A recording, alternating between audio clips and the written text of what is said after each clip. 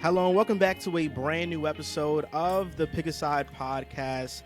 My name is Joel Moran and I'm here with River Brown, Andrew Velez, Joe Dehls, and it's now episode 226. No intro music for this one, but on today's show, we have two of Pick a Side's favorite and all-time guests, OG and Pierre, PeeWee the plug. I wish I could, you guys had to do the round of applause yourselves because I don't even have the sound they deserve right it now. These guys deserve it. They're pick-a-side legends. Absolutely. And in this episode, we're going to talk about the Nets firing Steve Nash, LeBron declining, the Wolves front court fit, shocking MVP candidates, and more. First of all, how are you guys doing? I know we took a while to get things started here, doing this thing on Riverside for the first time. It's kind of odd. Pick-a-side on Riverside. I'll say this. Guys, thank you for being on the show. Yeah. I'm happy to be back. This is my return episode. It's unfortunate that I had to be back through Zoom. I would have liked to be in the studio, but you know what? You got to make do with what you have. So let's get into it. I'm ready to go. I'm doing good, man. I'm doing well. Just got done doing Through the Wire podcast, and now I'm here doing another podcast. I might have to take a week off. I was about to say, your grind's crazy, man. It's crazy. Wake up, do a podcast, or just upload a YouTube video. Now I'm doing y'all shit, and after this, I got to do a stream. So we locked in, we lit.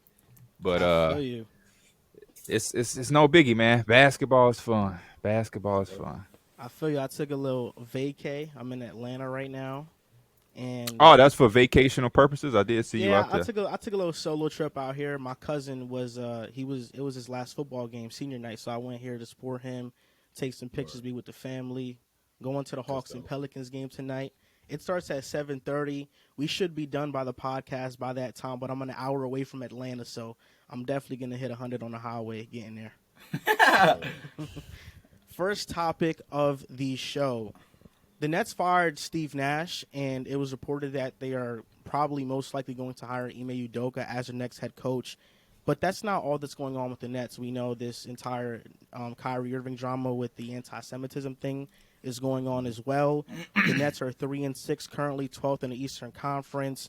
What's your thoughts on the Nets, this Kyrie Irving situation, Nash being fired, Ime potentially replacing him? I know there's a lot with the Nets going on, so you can just give your thoughts on it. OG, I'll start with you. I think Steve Nash jumped the line. I don't even think he wanted that job, but I think he got talked into it. He was a consultant and a workout guy with the Warriors, and he was working out Kevin Durant specifically. And it was going good, and next thing you know, Kevin Durant is really liking Steve Nash, and he's in Brooklyn.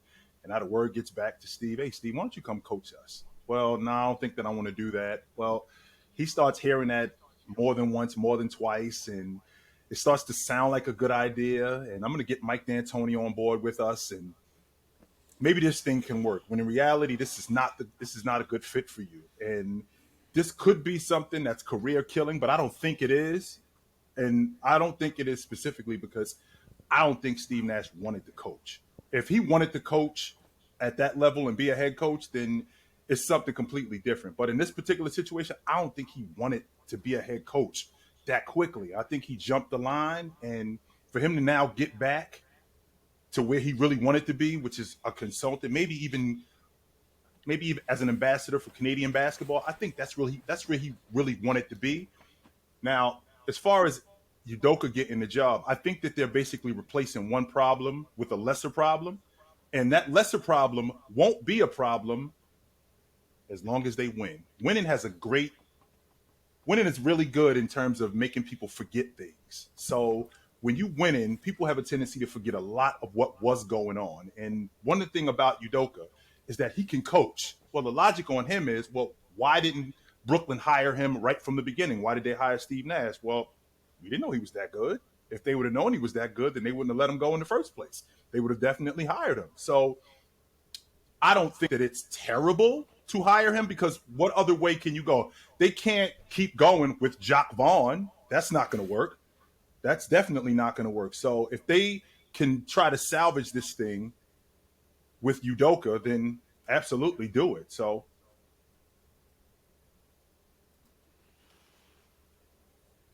y'all can hear me? Like everything uppity up. Yeah.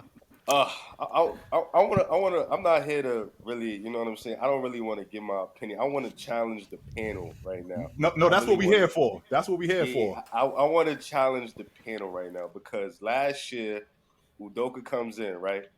The pieces are there.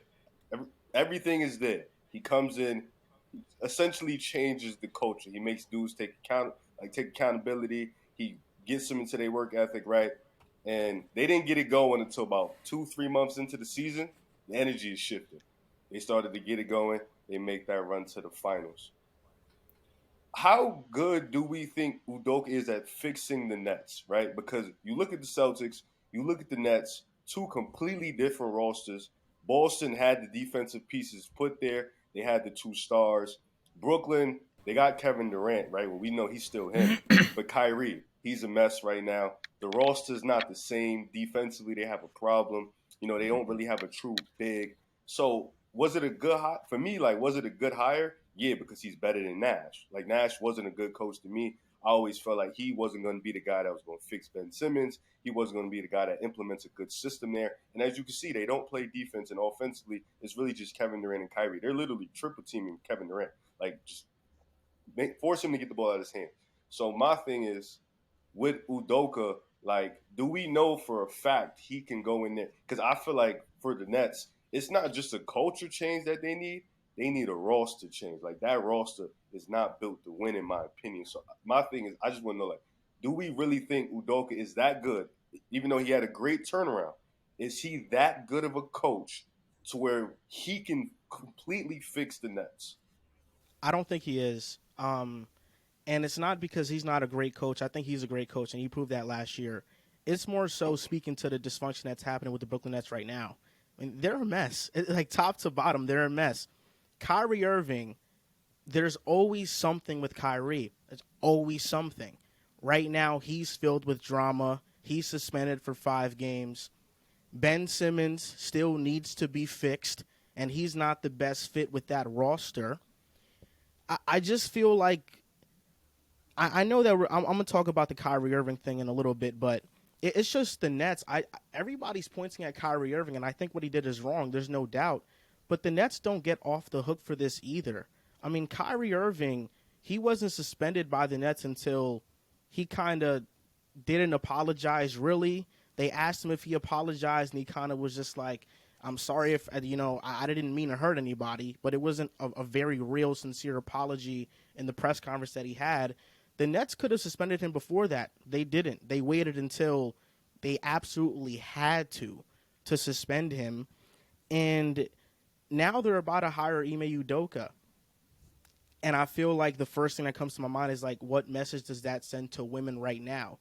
The Nets organization, they have a guy on the roster that it has anti-Semitism allegations.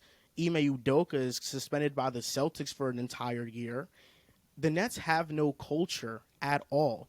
Their roster still has major holes, and I don't think the star power of Kevin Durant can save this roster alone, and I can't even rely on the star power of Kyrie Irving because I'm not sure how available he's going to be. It just feels like the Nets have to tear this thing up, and the longer they wait, they're doing an injustice to the organization.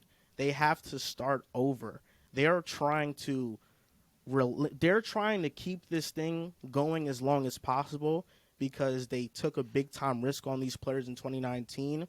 But I think it's quite obvious that they just have to start over. They have to bring in new players, start from the ground up, because Ime is not going to fix the Nets. And how this is going to end is the Nets getting eliminated or not making the playoffs. Ime looking at the roster of the Nets that now probably features no Kyrie, KD maybe gets traded, and now Ime is left with nothing, and he ultimately leaves. I feel like the sooner they start that process, the better. I don't think it's going to get much better from here. Ime just happy. He gonna be just happy to be back first and That's foremost. it. That's really it. If we being honest, That's really what it is. he getting a second chance. I say all the time. My auntie used to tell me growing up, beggars can't be choosers. So Can't be. he'll be all right. He'll be all right. As a Knick fan, we got clowned because we couldn't get KD and Kyrie, Rightly so. and I'm kind of happy everything happens for a reason, man. Because the Nets probably do have to blow this up eventually, just because it's never going to reach the height of what it was set out to reach. Even if Ime flip this around, if they're not competing for a championship, then this is a failure for them. Every season that they don't do that, it's a failed season for them. So I think they put themselves in a situation that they probably can't recover from, and I feel bad for some of those fans because I loved what they had when they had D'Lo, Dinwiddie, Karis LeVert, Jared Allen. They was playing against Philly in that first round. They lost, but they had swag. You know what I mean? It was fun, and they skipped out on that to skip steps. And I feel like in the NBA, we're past that type of team building. Even when you look at the Lakers, like the Nets and the Lakers are two examples of that. We're kind of past that in the NBA where you can just quick fix the championship team. And you look at the Warriors, you look at the Bucks, you look at the Celtics, you look at all of these teams that are kind of rooted in something that's like foundational and what you're saying, culture. And that's what the NBA is at. The whole Big Three Miami, Big Three Celtics, we kind of passed that, man. We kind of passed it. So You mean I'm like, hoping that they can. You mean like how they did in the 80s and the 90s when you built the team and it lasted for years? Is that what you're trying to tell us? Right. Like Yeah, that? exactly. As opposed exactly to like minute that. rice like we're seeing right now? Okay, I can get Yeah. Yeah, Okay. exactly like that. So, even the Clippers, and I love Paul George, my favorite player, but even them, they looking kind of funny in the light.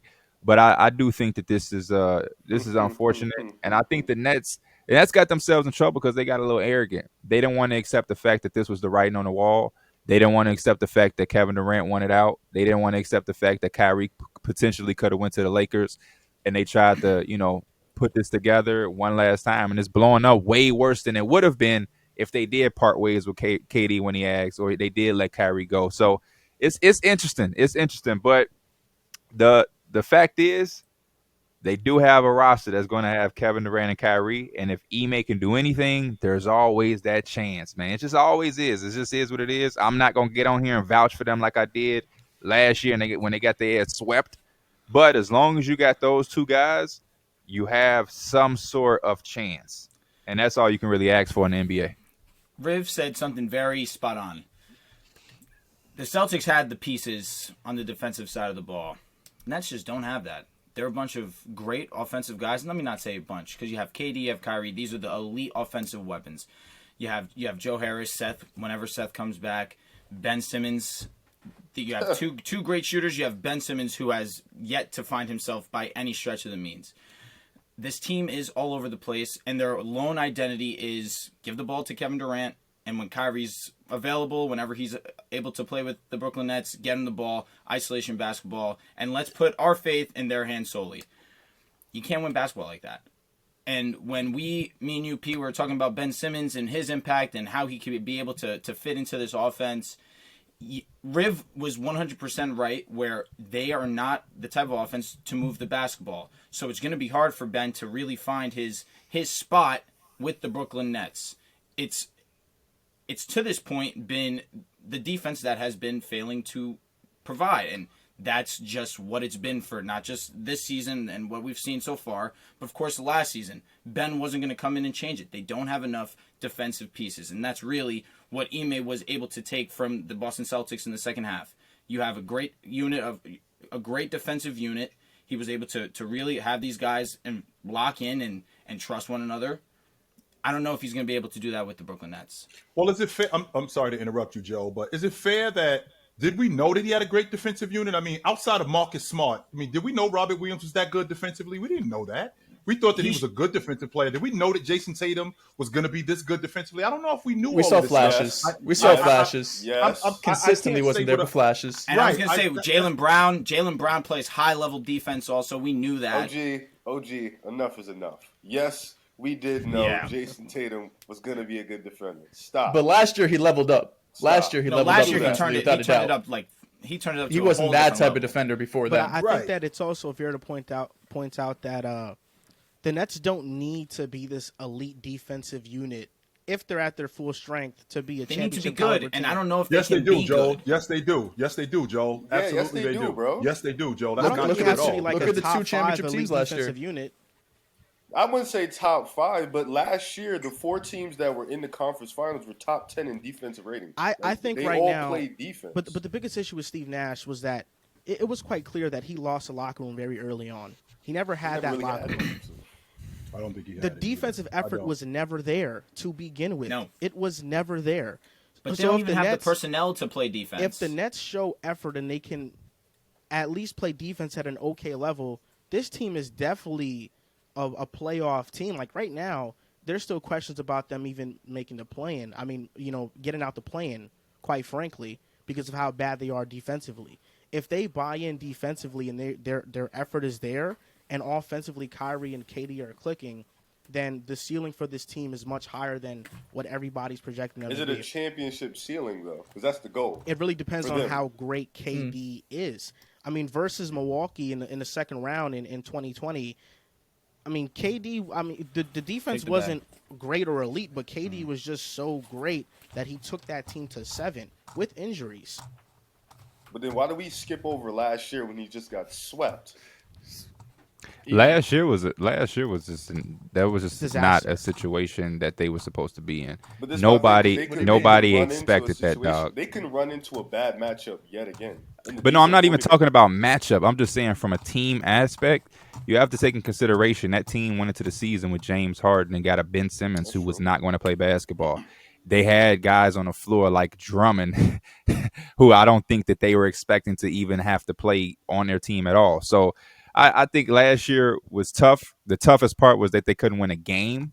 But I think we got to cut them just to not make an excuse, but just be realistic. No, and I think the major PeeWee, I'm sorry to interrupt you, but no, Come on. we're not cutting them no slack. And you know why we're not cutting them no slack? We're not cutting them no Why slack we not? because this has been a history of buffoonery from the Brooklyn Nets. So we can start back from the 2013 season when they ended up trading when Danny Ainge fleeced them and gave them Kevin Garnett, Paul Pierce, and Jason Terry for a bucket of extra crispy and a 6-pack. So those first round picks ended up turning into Jaylen Brown and Jason Tatum, right? So then we moved down the line where there've been a number of failures in their first round picks. Then add that to the fact that the one common denominator, which is in the 1920 season, when you bring in Kevin Durant and you bring in Kyrie Irving, and this thing is a disaster from the door. Kyrie Irving plays 20 games.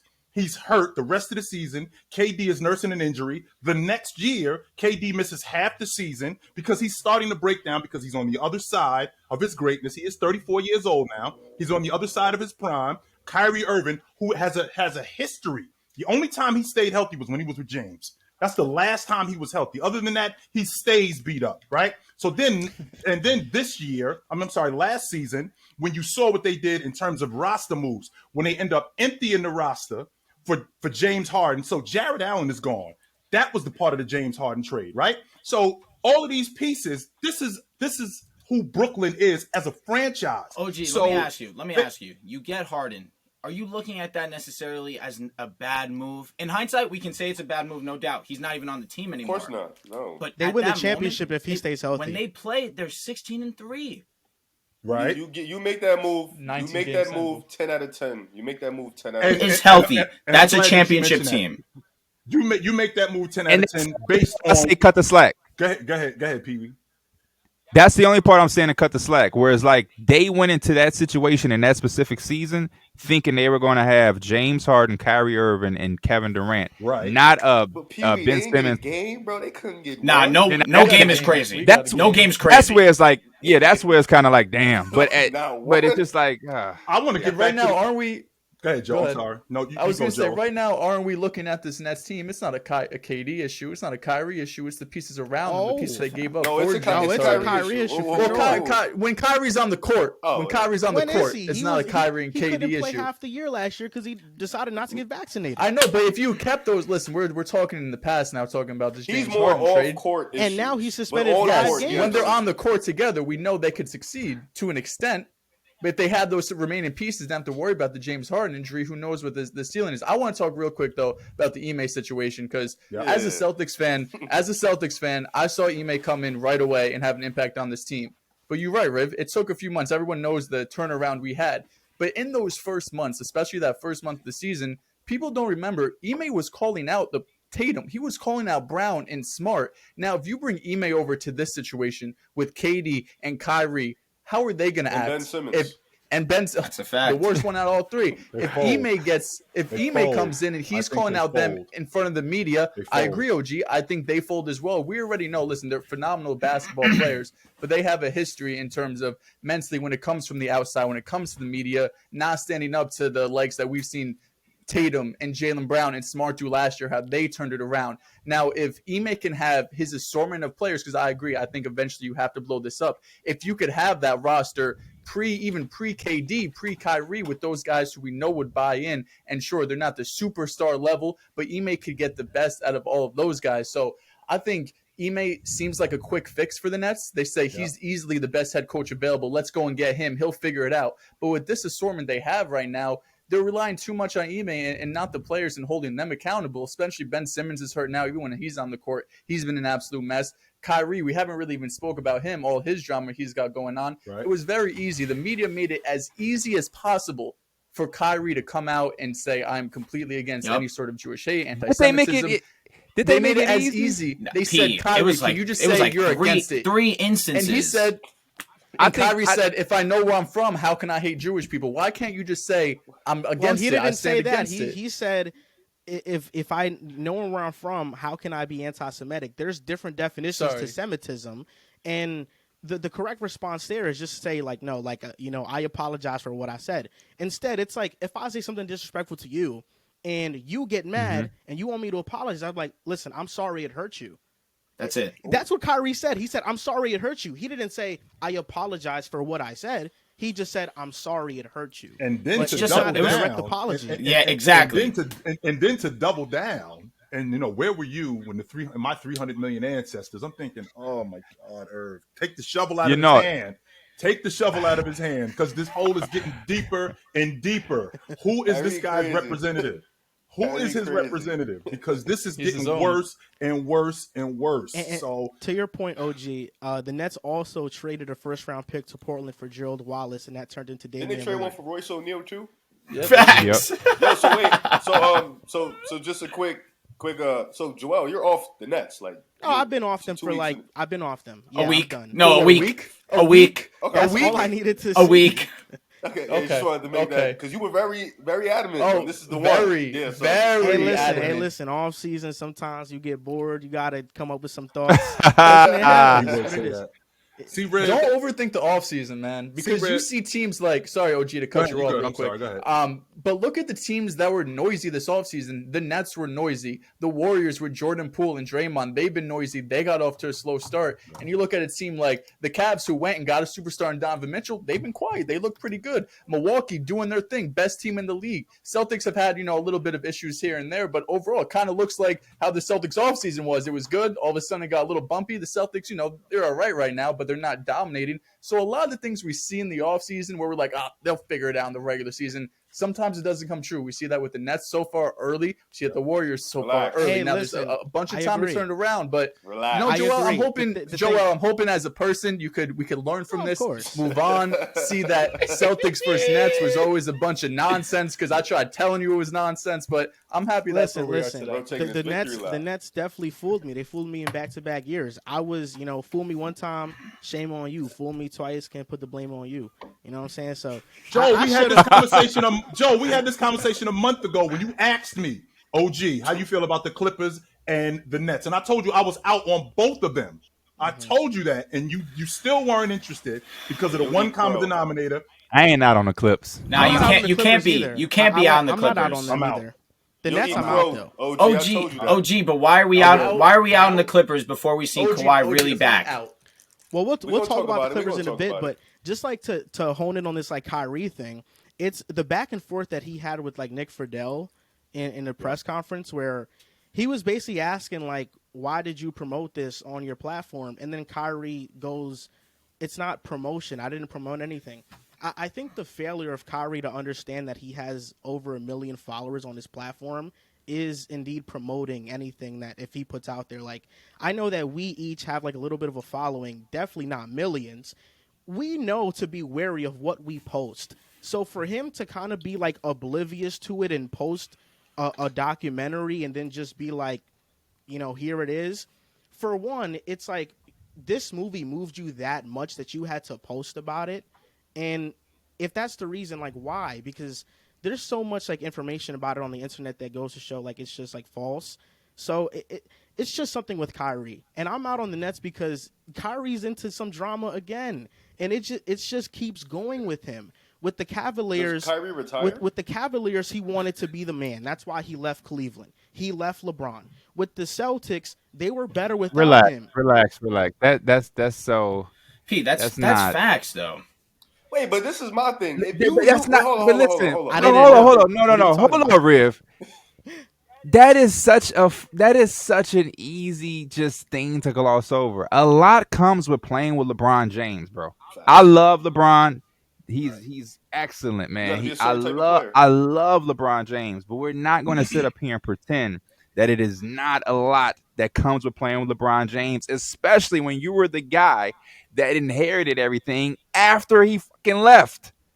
That was Kyrie. Kyrie was the guy that when LeBron left and did them dirty, they burning the jerseys, taking us. He was the guy who came in and the city put all of it on him, and then they come back. LeBron win everything. It's a lot that goes with that, man. You can't just say, "Oh man, he wanted to be the man." It's a lot that comes with playing with LeBron. I guarantee Anthony Davis, 10 years after his career is done, he's probably going to say it. Russell Westbrook will tell you that. Hey, I'm telling you, a lot comes with playing with LeBron. You can act like it don't. That's a fair point. But I love LeBron as much as anybody. A lot comes with playing with that No dude. doubt about that. It just sounds. Well, no, it sounds. But Yeah. go ahead, Drew. I'm sorry. No, go ahead. No, go ahead, OG. That's fine. Well, there is a lot that comes with playing with James, but two things can be fact. Kyrie wanted to be the man. That's why he left him. It wasn't because it wasn't because it was just that difficult to play with him. In fact, he wasn't 100% on board with bringing James back when James came back to Cleveland. He wasn't really down with that. When in reality, he needed him. He needed him to become the player that he became. Now, I will say this, considering where Kyrie Irving is right now, I don't know what this thing is going to look like in a month. I don't know what this thing is going to look like in 6 months. But I think Sean Marks is over him. I think he was over him last year. I think that he wants nothing else to do with Kyrie. If he could rip Kyrie's contract up today, he would do it. But he can't. And that's the problem where we are right now. And the fact that Kyrie Irving is such a phenomenal basketball player, that's another problem. Because if Kyrie Irving was just good, I think this thing would have been over. There's no Yes. doubt. Yes. And you made a fair point, Pierre, but I also want to say that Kyrie's going to look back on his career and say the best part of my career was playing with LeBron. He already said it. Like that's Sure. the best part of his career was playing with LeBron, and it's just he left. I think that's vice versa. I think the best part of LeBron's career was that moment they had too. You can I don't think they won 2 championships. Miami was some. Yeah, they won 2 after he got on stage talking about not 6, not 7. That was some. They underachieved for them to do what they set out to do. The reason why Cleveland down 3-1 I think that's for the hometown in Golden State, the best team ever. Man, get the fuck out of here! I don't want to hear shit about Miami Heat. But he got I think just having fun playing basketball. Yeah, I think he had more fun in Miami, time. but the singular moment, of course, in Cleveland. But if you talk about like fun, he had more fun winning with. I couldn't tell. He got up out of that motherfucker quicker than a lot of us thought. The team was not what anyone expected. Dwayne Wade's knees were cooked. Bosh was underwhelming for the role, and that's the one guy that if you want to talk about playing with LeBron's tough. For the role, what do you mean underwhelming for the role? Yeah, put him in a limited role. I agree. I'm with you. I'm not. Lot comes with playing with LeBron. If y'all would let me finish, I appreciate it. 9 guy in a third string role, yeah, he gonna look underwhelming. So how underwhelming though, Drew? I mean, I'm sorry, Drew, to interrupt you, but Riv, how overwhelmed? I think in his role, first of all, he got better defensively. Way better. But offensively, of course, his role isn't going to be the 22, 23, 24 guy. So as I was saying, Riv, as I was going to say, if there's anyone that you could look at and say they took a hit with playing with LeBron to further Peace point, which is what I was going to give credit for, was you can look at Chris Bosh, you can look at a Kevin Love, the third guys on the team, for sure. But they were underwhelming. Dwayne Wade was amazing against Dallas. He was amazing against OKC. After those 2 years, Dwayne Wade was not who LeBron was expecting to play with. So of course that don't make me feel bad. They signed up to do that. I'm not disagreeing with you. I'm just saying you want to talk about That's what they he got up out of for. there fast. There was reasons. You sign with when you go for a 3-headed monster, you only got 10% left of a salary cap to fill out your roster, so you got to play with Carlos Arroyo. They went to 4. They would have three-peated if LeBron didn't choke against Dallas. No doubt. It would have been a clean 3. I'm with you. He did. But he had to learn from that. Because they fell off. He didn't show up the first time. You know what? I understand where you're coming from, but as a LeBron fan, he needed that. Low-key, he needed 2011 to be the player he is today. I agree, Drew. That's facts. I agree, Drew. Do you guys not think that Chris Bosh was perfect in his role, though, in Miami? I do. He grew to it. He grew to it, and 100%, yes, he was amazing with the role that he was given. But you seen when LeBron left, Bosh got back to that vibe. Yes, he did. And Miami was nice when they was healthy. Yep. When Bosh and Wade was running the show, Miami was nice. And if Bosh didn't get hurt, they would have seen Cleveland in the ECF, and that would have been a dog fight. That would have been going on. No question about that. Let's not act like Bosh. When LeBron left, Bosh got back in his bag. Well, I'm with you. He went to a different role. Cautious. He was in a different role. Yeah, he went back. He definitely was in a different role. I mean, we're talking about a dude who in Game 7 in the 2013 NBA Finals, he's how many points he had? 0. He gave you a donut in Game 7. Now, if I would have told you that Chris Bosh was going to score 0 points in Game 7 of the NBA Finals, you'd be like, and they would win. And they win. Right. That's probably like plus 50,000 on FanDuel. Right. Like, there's no way. There's no way that you're going with that. But when I think about Irv and I think about his situation in Brooklyn, this is the part, and maybe PeeWee, you can agree with this, but the business of basketball sucks. I hate it. But in order to talk basketball with people like you, I have to understand the business of basketball. I need to understand trades. I need to understand contracts. I need to understand the collective bargaining agreement. And I also need to understand the outside business of basketball. So when I talk about the fact that over 330 million people live in America, 2.5% of that is Jewish population. But in Brooklyn, 2.1 million people live in Brooklyn. 22% of the population is Jewish. Now, when you have a prominent business like the Brooklyn Nets in Brooklyn with that kind of population, there's a certain way that you have to conduct yourself. And when you say something out of line like what he said, even if you're right, there's a way that you have to handle yourself because it looks so bad overall for the business. And I'm not really sure if Brooklyn can hold on to Kyrie Irving. I'm not sure. Yeah, I don't think they can. I don't think they can. And I don't think he should want them to. I think this is like Steve Nash. I think this should be mutual. Same thing with Kevin Durant. It don't always have to be messy drama, but when something don't work, you just part ways. And I think they had a good chance this last offseason when everything was happening to just wash their hands. But like you said, you have to understand the business, and you don't want to let nobody, quote unquote, go for free, which was their mindset of, hey, if Kyrie opt out, if we force his hand to opt out, we'll let him go for free. And why is that? Yeah, Kyrie Irving. I don't understand why is that. Why is it that we can't just go, you know what, this isn't working. You know what, you take care, this is what we're going to do, as opposed to ego. It's pride. It's because of pride, because of ego, because of pride, and it's also because of us. Stubbornness. It's because of us too. We are the NBA media. We're going to talk about it. I'm up here saying, but I'm contradicting myself. If they would have let him go for nothing, I probably would have judged them. Hey, they just let Kyrie go for nothing. It's us as well. Even though Danny Ainge did the same thing. He walked out the front door, and Danny Ainge was like, "Bye." Yeah, no, Danny Ainge did the same thing. See you later. Yeah, the Kyrie Irving situation, I think it's just super complex because he was wrong for sure, and I'm in agreement with everybody. When you feel like you've done something wrong, even let's just say the Jewish population isn't that high, OG, even if it was a way smaller percentage than what it is in Brooklyn, the moment you figure out you potentially have done something wrong, it takes nothing to apologize and get it over with. We wouldn't be probably talking about this if once he felt the reaction as soon as he posted that, 100%. He was like, oh, yo, that was not my plan. I accidentally did that. I did not mean no harm. Everything he put in that last apology on the post, if he did that immediately, we're not here talking. He's still – the Kyrie 8 is about to drop. The Nets probably just won 2 games in a row. I don't know. Well, the first thing that you have to do is no suspension. If you're going to say something like that or you're going to say something to that effect, you can't be ignorant about it, right? If I got a point and I got a stance, at least I'm going to stand on it. I mean, we're talking about months ago when I said something, somebody said something, and I was like, well, that's not ridiculous to say that. Oh, OG, you don't think Kobe Bryant's a top 5 Laker? Whoa. let's get to the bottom of this. No, I did not say that.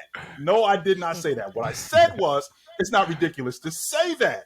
I think he's that, and I had to go clean that up immediately. Yeah. Because I'm like, whoa. I did not say that. So let's get to the bottom of that. I didn't double down and go, well, I can probably tell you 10 guys that are better than him. Whoa, I'm not going to do that, especially if I don't agree with it. Add that to the fact that I'm not ignorant about it because I was around when Kobe Bryant was playing. I was around when Magic and Jabbar were playing. So I can speak on it as opposed to I don't really know much about this, and I'm just going to double down on it and go, well, not only was it not ridiculous to say that, I can probably name 7 or 8 guys that are better than him. No way.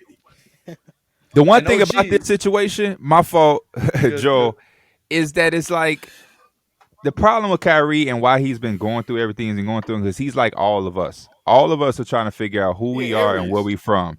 But he's doing it with the million plus follower platform like Joel was speaking about. Yeah. And in the midst of that, he did what we all do. He stumbled upon some false information. Mm-hmm. And I feel like him and his pride mixed with the way that the media reacts, because anytime somebody messes up, the media gets on this high horse.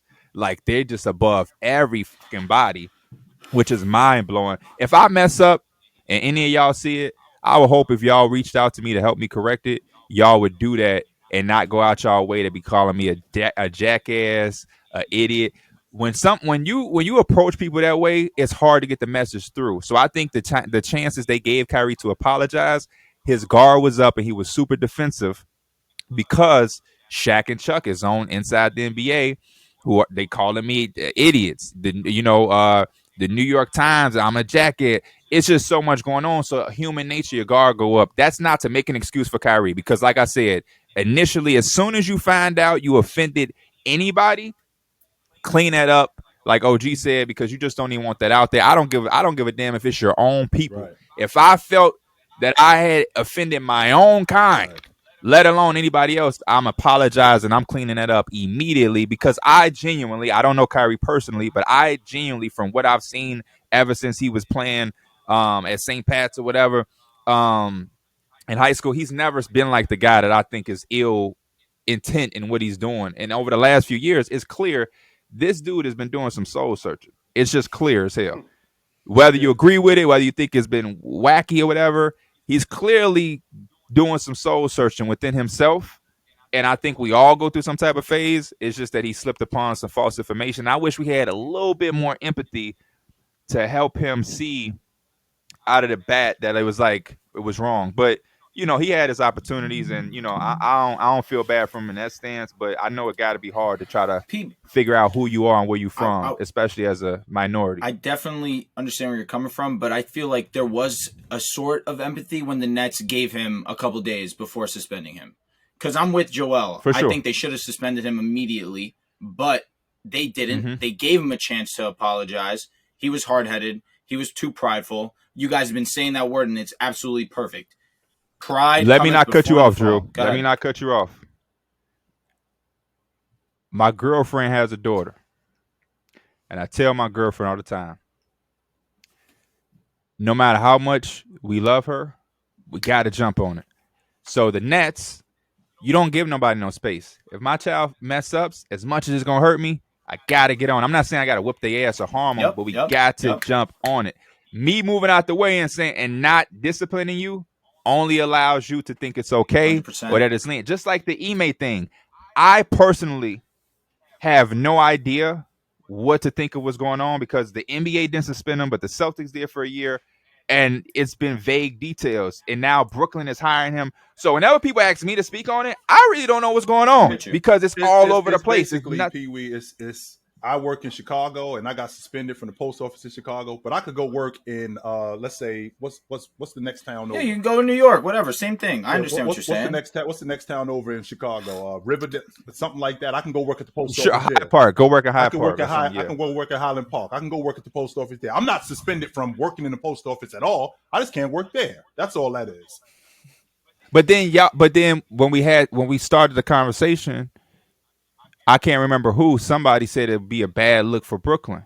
So it's like if what he did, because all I really know is he had an affair, and then the extra part they're not making clear. It's just a bunch of they want kind of piece it up Yeah, our own Matt selves. Barnes was like, when But- y'all find out this information, y'all will understand. Yeah, we got people saying that. So it's like if he did something that's crazy, wouldn't the NBA come in and suspend him? But then it's like if they don't and the Brooklyn Nets hire him, now it's like, oh man, we got to look at the Brooklyn Nets a certain way, and it's just so much of just like it's so vague versus direct. The Nets have enough shit going on that I don't think they need to bring in Ime. You know what I mean? And OG, you made a really good point because I saw the TikTok clip, obviously, of the whole Kobe Bryant situation, and you knew right away to go and clean it up. Now we're talking about a much more sensitive issue, right, within the Jewish community.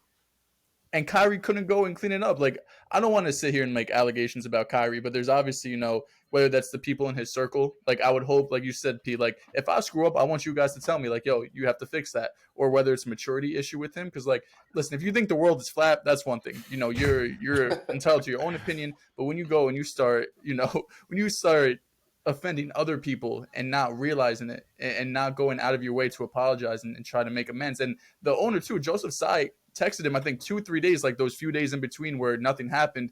Kyrie ignored him. Kyrie allegedly was not answering any texts, any calls from him because he wanted him, Joseph Tsai, that is, to make amends on his own right. They didn't want to force him. They didn't want to have to suspend him 5 games because that's not just a bad look on the Nets, but that's a bad look on Kyrie. Now you're being forced to apologize, to take these actions when you as a human, as a man, should know yourself, I screwed up. Exactly. Let me do this on my own. There's no doubt. Like, and I agree with what you said, Joe, but it's also like Kyrie never kind of dismissed the documentary as false information. He said there are some things I agree with in it, and there are some things I don't. Well, what do you agree with in the documentary? Yeah, what exactly are you supposed to agree with? Like, you know, he never clarified. But I think he made that clear when he said that he wasn't anti-Semitic. He said that. So I mean, I get that what the media want him to answer that, but I feel like just like if I'm talking to my girl, I don't have to answer every damn question she asks me. If I answer this one direct question, that's it. If I say I love you, don't ask me, do I think you're beautiful? That's tied in together.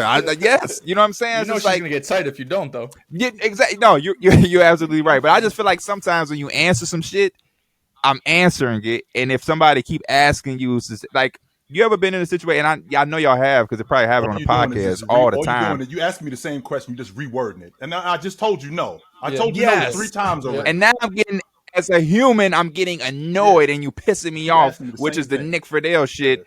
Because that's all Nick Friedel do is ask, even outside of this situation, he asks all him, Kevin Durant, and Ben Simmons. There's any fucking thing that could turn into a headline in 7 different ways. Yeah, there's no doubt. But again, I don't say any of that to excuse Kyrie Irving and what he should have done and was supposed to do. That cannot be excused or defended at all. To be honest with you, Joel and PeeWee, it sounds to me like, and I've seen this movie before. They've started the firing process, and the 5-game suspension minimum. That's basically you're suspended indefinitely, and until we figure out how we're going to handle this moving forward. This is what it is. And we're going to put a number on it just to make people understand that, well, there's a possibility that you could come back. But I can't reiterate this enough. I don't think Marks wants anything to do with him. I think he wanted off of him this summer.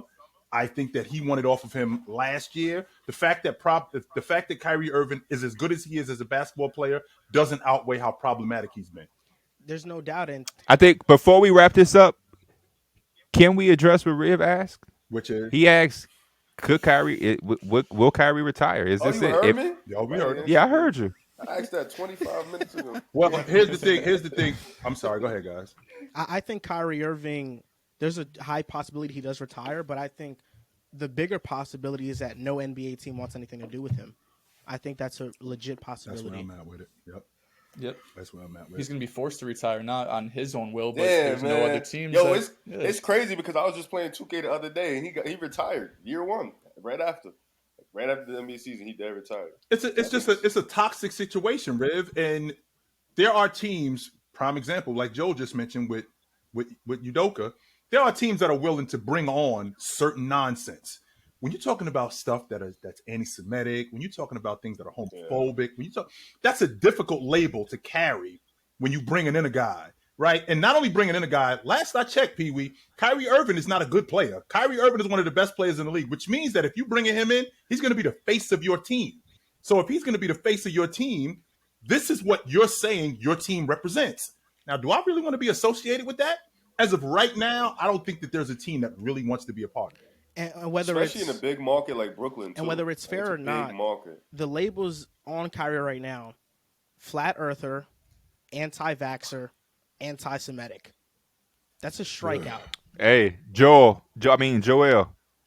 Yo, you lucky we got Jalen Brunson, because the Knicks, if we ain't have him, we would have took Kyrie out with all those claims on his name. The Knicks would have been like, come on, we'll try it. So I think we could put a bow tie on Do a this parade segment. for him too. There was a lot to talk about within this Kyrie Irving situation. Before we go on to the next topic, let's wind down a little bit. Now, Boom Fantasy is a proud sponsor of our show, and we're glad we had them on the show as a sponsor. And this week, I've been playing a lot, and I've been losing by like just one leg. But I have some plays here, and you guys let me know what do you guys think about this. So today, NBA action is going on. By the time this podcast is recorded, these will be done. Who has more points tonight, Jamal Murray or Michael Porter Jr.? Ooh. Michael Who they play? Porter been cooking lately. I actually don't know who they Who play. do they play? Oh, I'm about to check. Jesus I'm Christ, sorry, bro. I wasn't, I'm checking. I got you, Red. I'm gonna take MPJ though. He's been a sniper. He this has year. been, bro. And I'm gonna be honest, being 6'11", They play the Spurs. They play the over Spurs. anybody. Oh yeah, he's 6'11". He shoots over anybody. He takes the same shots no matter who's in front of him, and he's a sniper. I was about to say, and Jamal still he's still getting it back. So I'm gonna go MPJ. I think MPJ has a big night. exactly what Riv said. Jamal is still finding his bearings. MPJ has been hitting his shots. The three ball's been falling. I'm going MPJ. Stop copying me. MPJ, no doubt. I'm actually going with Jamal Murray because I think Devin Vassell. Because we all went with MPJ. That's why you're doing Devin that. Vassell's lockup. Let's be honest. Paul George was cooking his ass. Devin yesterday. Vassell was cooking back. Devin Vassell's like that. Yeah, I you know that. Putting that boy in You a know that. blender sauce. He could have been a Nick, man, but Obi's been playing well, so I'm not going to be too mad. here you about go. that. Yo, I was about to say, thank God PG been cooking too, because he started. More Hey, bro, rebounds. I had a phone call with him. Oh, Nice. my gosh. Relax. He started off bad, but now he's back. That's all I'm saying. I FaceTimed him. I told him, yo, bro, listen. The media talking shit. My friends is talking shit. Lock in, bro. I need you. I need I you. told him the same thing. I was at opening night at the Staples against the Lakers, and I told him, hey, man, don't ever have me sit right here. Sit through some bullshit. Sit through some bullshit. Flex on So those. for this three-leg parlay, Word, I'm feeling that. So for this three-leg parlay, I got three categories: more points, more rebounds, more points, rebounds plus assists combined. We did the more points. Now on to rebounds. Alperen Şengün or Karl Anthony Towns. The Rockets are facing the Timberwolves tonight. Rudy Gobert is not Karl playing. Anthony Towns. Cat for show. It should be Cat easily. I think so as well. It should be. Oh, And now more points, rebounds, and assists combined. Kevin Porter Jr. or Anthony Edwards. Kevin Porter. I was about to Jr. say KPJ be stuffing the stat sheets.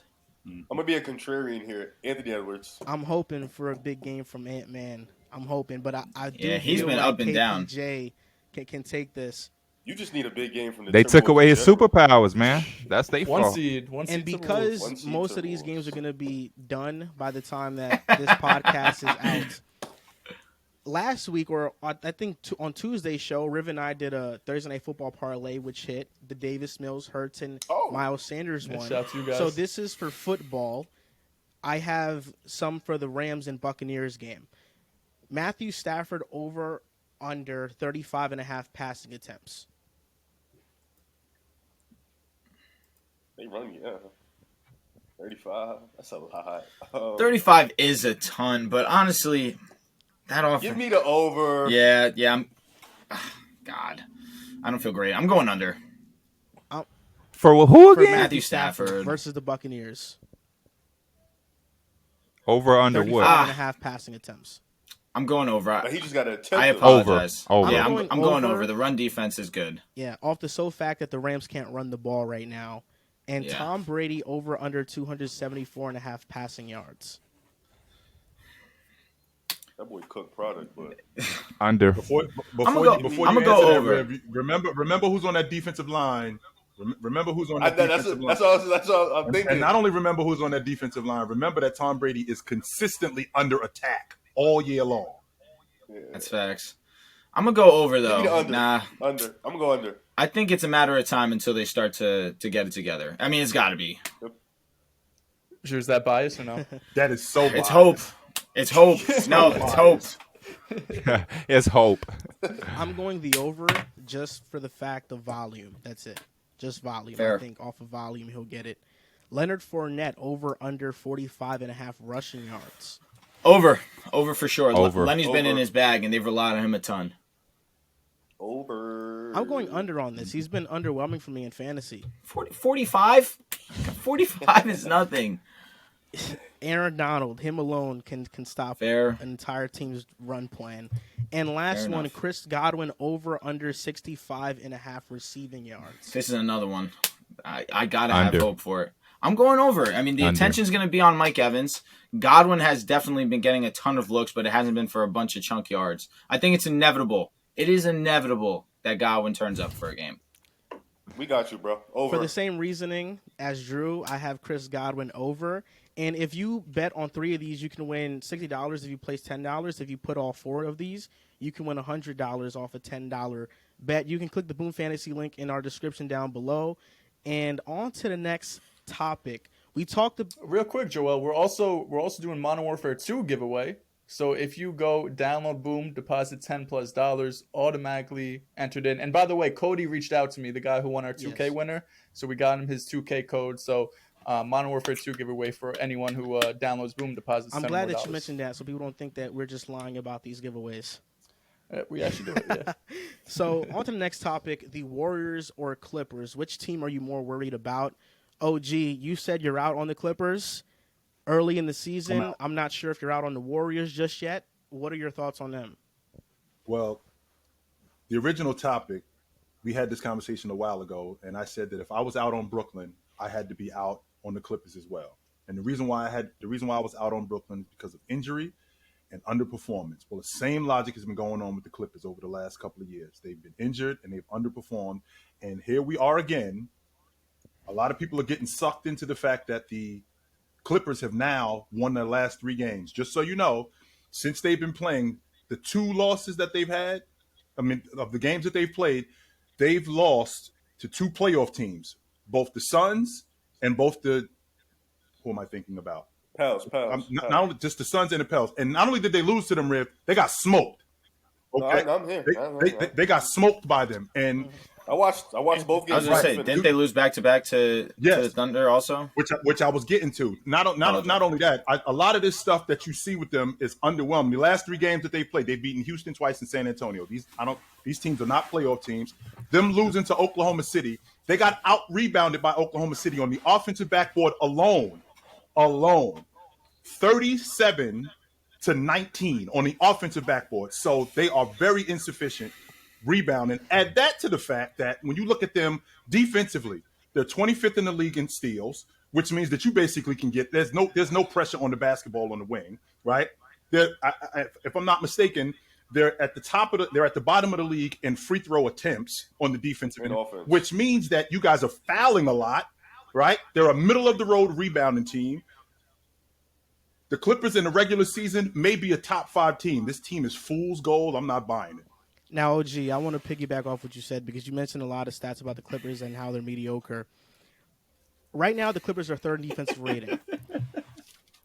Their offensive rating is one of the worst in the NBA, but they don't have Kawhi Leonard yet. So I think as Kawhi comes back, that offensive rating goes up. There we go. Yep. Last year, I picked the Warriors to win a championship. This year, to me, they are not repeating.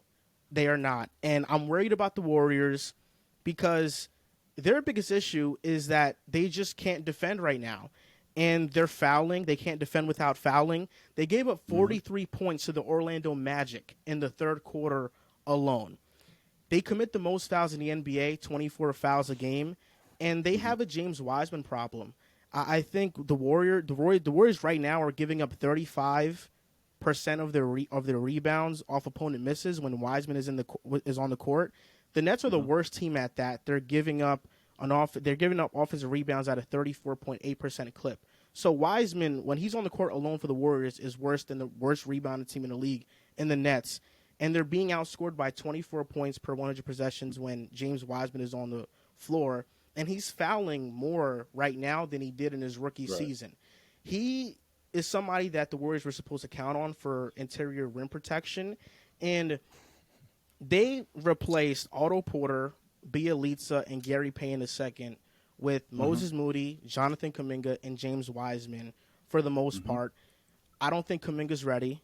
I don't think Moody is ready, even though I think I have the most faith in him being ready. And Wiseman is not ready. And in order for the Warriors to repeat this season, they need these young players to mature and to step up. And I quite frankly don't think that that's going to happen. I think there are a plethora of reasons for that. One is just that they're not ready. I don't think they're disciplined enough. It takes a while to get ingrained into this Warriors system. And two, it's the fact that they just won a championship. So I do think there is some sense of comfortability within these young players that, oh, my rookie year, I just won a championship. I don't know if that hunger in them is as there as the older players on Warriors are. And for those reasons, I feel like the Warriors are not going to repeat this season. People may say it's just a slow start, but I do believe their bench and their youth and this combination of vets and youth is alarming, and I don't know if they're going to figure it out. Well, to add to your to compound your point, so James Wiseman, I was trying to figure out why he wasn't playing, because I'm looking at this unit and I'm thinking to myself, he's the big body that they need to rebound. He's the rim runner that they need. So why isn't he playing? And I'm looking at the minutes. In the last 5 games, this dude has averaged 11 minutes, 3 points, and 2 rebounds. He's been completely and utterly ineffective. And the reason why that is, I think James Wiseman is more of a post player than he is fitting into what the Warriors are doing. The Warriors are a running gun team that are perimeter oriented, and James Wiseman doesn't work in that system. That's why it's not working. Does that mean James Wiseman can't play? I don't think so. I think that the system that he's in, I don't think this is working for him. Now, I think that they can get something back for him if they put him on the market. I think they can get something really good for him. But the reason why they got him is because I still think that they struggle with that Phoenix team. And the reason why they struggle with that Phoenix team is because of DeAndre Ayton. And Wiseman was supposed to be the answer for that. The difference is that he doesn't fit with them offensively. I agree with OG. I think I was a big believer in them trading him when they first got him and selected him. Because of that, I never thought he was going to fit.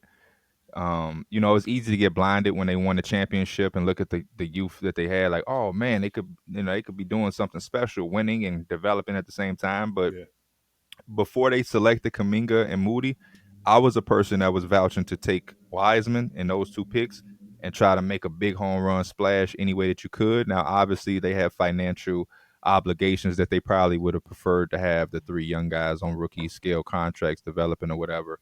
This is the first time in a quote-unquote dynasty where they don't have Sean Livingston, Iguodala, Barbosa, Mo Spates, Otto Porter, Gary Payton, like guys who are experienced and could come in and know what to do. And I think that they mortgaged that to invest in the youth with the Jordan Poole situation, and they expected somebody else to make a Jordan Poole step like he did last year as one of those 3, and they haven't. And none of them, in fact, besides taking a step, they ain't even really playing good basketball.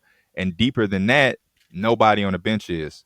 All 5 of those guys that start are positive plus minus in net rating, and everybody on the bench is in the red, and the negative, just disgusting. So they got to figure something out. We do basketball for a living, and I'm gonna be honest, man. It's not much that I don't know about that ain't going on or that's going on. Yeah. I thought Jonathan Kuminga was hurt. He was getting DNPs, and I thought he was hurt. Something's going on, PeeWee, because I don't understand why this thing isn't. It's not materializing with him, because the talent is there, the athleticism is there. Is it because he's upstairs? He's not getting it. Something's going on here. Red. I'm listening. What's going on, Red? You got your hand? Yeah. Here. You guys said a lot of good things. A lot of very, very, very good things. Joel, you made a good point about James Wiseman. PeeWee, you also made a good point about the bench. I want to take it a little step further. The bench is the worst unit in the NBA. It's not just James Wiseman. It's Jordan Poole. Exactly. Jordan Poole actually has the worst plus minus on the team. It's actually not James Jordan Poole's been very bad. Alarming. He's been very Jordan bad. Poole, James Wiseman, Jermichael Green, Jonathan Kuminga, Moses Moody. It's the whole, because the starting 5 statistically, I don't know because they didn't play the other day. They are literally a top 3 offense and defensive unit in the league. The starting 5. So when they were second behind Milwaukee at first, exactly, but they were the number 1 offense in the league. So the starting 5, there's nothing wrong. As much as Clay's playing bad, Draymond, the defense doesn't look the same. When the starting five plays, it's amazing. It's when Well, the it's other because guys Steph start to Curry come in. has been otherworldly. Yeah, but it's like the bench. Like you guys got to remember too. None of these guys really they played last year, but they didn't play a lot because like you said, they had the veterans, they had the older guys with experience. And, this system takes like 2-3 years to understand. Riv, we're not about to do that. No, what? We're not about to do Here that. we go. Do what? it's the Warriors, Bob bro. Myers- It's the Warriors. Exactly. Did Bob Myers not know that when he decided to go this route? Look. I'm saying, they are Love to give Bob Myers his Myers. flowers. Everyone loves to say, "Oh, it's the best GM in basketball." You're over there I'm sitting just- there, and you're a Palinka guy. Please, Whoa! sit this one out. Have I ever vouched for Palinka? It's Out. let GM or No, die. Look, I'm saying, you got to remember, I think y'all just rushing the gun. These young guys, this is the first time they're playing together off the bench. We not It's rushing the early. gun. We it's knew early. this, but the Warriors knew this too. Not only They are that, developing Pee-wee. and competing at the Not same only that, time. Y'all Pee-wee. got to let it. Not only that, Pee-wee. Okay, wasn't there not a parade in San Francisco last year? They won the chip. Right. So this whole There's development thing, man, go expectations. tell that to New Orleans. Go tell That's that to it. Oklahoma City. We ain't got time for that. What you OG. mean? Not only do we not have That's not only do we not have time for that. Expectations. Last I checked, Steph Curry will be 35 years old come March. It don't We matter. don't have- He hasn't lost a we step. don't have- Curry's He him. hasn't lost a step. Curry's My him. point is that we don't have time for this development logic. You need to Hold get on, it. OG. Hold on. OG. It's November Right. 3rd. Absolutely. It's November 3rd. Yep. And when they walked into the playoffs last year, only 8 guys played 17 plus minutes. Gary Y'all Payton don't even barely- have extra 3 to play. What you mean? We got the starting 5. DiVincenzo hasn't even played that. He's a good player when he plays. Then you got Jordan Poole. That's It's not the 7th player. starting Right. five. I The don't know where starting that five's 8th been guy- I don't underwhelming. know where that 8th guy. Who's the starting five's been? It's what? Steph Curry. Steph Curry is taking these numbers You have and to he's stop elevating. lying. No, It's Andrew the Wiggins been hooping. Put some And respect Wig- on all right, Andrew all Wiggins' right, name. all right, Wig- all right, Wig- all Come right. on, Wiggins Rudy. is- Stop. Come on, bro. Wiggins like- is robbed. Stop sleeping on Wiggins. Stop sleeping on. I'm not- Rudy, bro. They've been Wiggins, doing I made a they mistake. doing their That's dirty fine. work, bro. You made a This whole may be the mistake. last year we see Draymond in a Warriors jersey, by the way. That's not moving me, bro. Y'all don't It's have not moving time. you. Coming from the guy who said, It's not "Oh, we're talking about the defensive player of the year last season. If he never gets hurt, talking about how the impact Bro. of Draymond Green onto the Warriors." Everything. You right understand now what that they're doing Draymond is means. fixable. Draymond has been good this year. Everything is fixable. I don't know what he's talking I'm not- about, Joel. I don't know what he's talking about. But He's saying Steph, Draymond's been bad. I'm not It's saying literally he's just been Klay. bad. It's only just been Klay Thompson out of the starting 5 that's been bad. The defense this a- overall But no, I think- has been terrible. I think OG point was though, y'all are in this for championships. Y'all just won one. The Facts. plan was to come in and do it again. Facts. Y'all not here for more victories or to be talking about, hey, but we developed. 3-7 No, I'm is They're also not doing inexcusable. it for the regular Facts. season. Now you They're got not doing it for the regular season either. Like Rips, it's November, right? But- If this but issue sustains they're months and 3 months and and months. That's what 7. I'm. Joe. 3-7 is Oh, I crazy. understand. And Pee-wee, I saw my Pee-wee, team not suck last year only for the that, first time. Pee-wee, We're not not doing just this. 3 and Hold 7, Pee-wee, 3 and 7 in a nightmare Western Conference. Don't leave that part out. Yeah. And Please let's don't talk leave about that the- out. It's very important to mention. Yo, if- Their if defense y'all is the was second if worst in y'all the was 4 and NBA. 3, Go ahead, P. if y'all was 4 and 3, I'd be like, no problem. I'm gonna. 3 and You know what I'm 7? gonna do right now? I'm gonna. Riv, y'all just went on a road trip. And we didn't win a didn't game. We did not win a game. Let's That was let's bad. talk about That some of was those bad. teams. That was Charlotte, no No, LaMelo, Terry Rozier. Mhm. Detroit Pistons, who just got killed by they just got thrashed. The Bucks.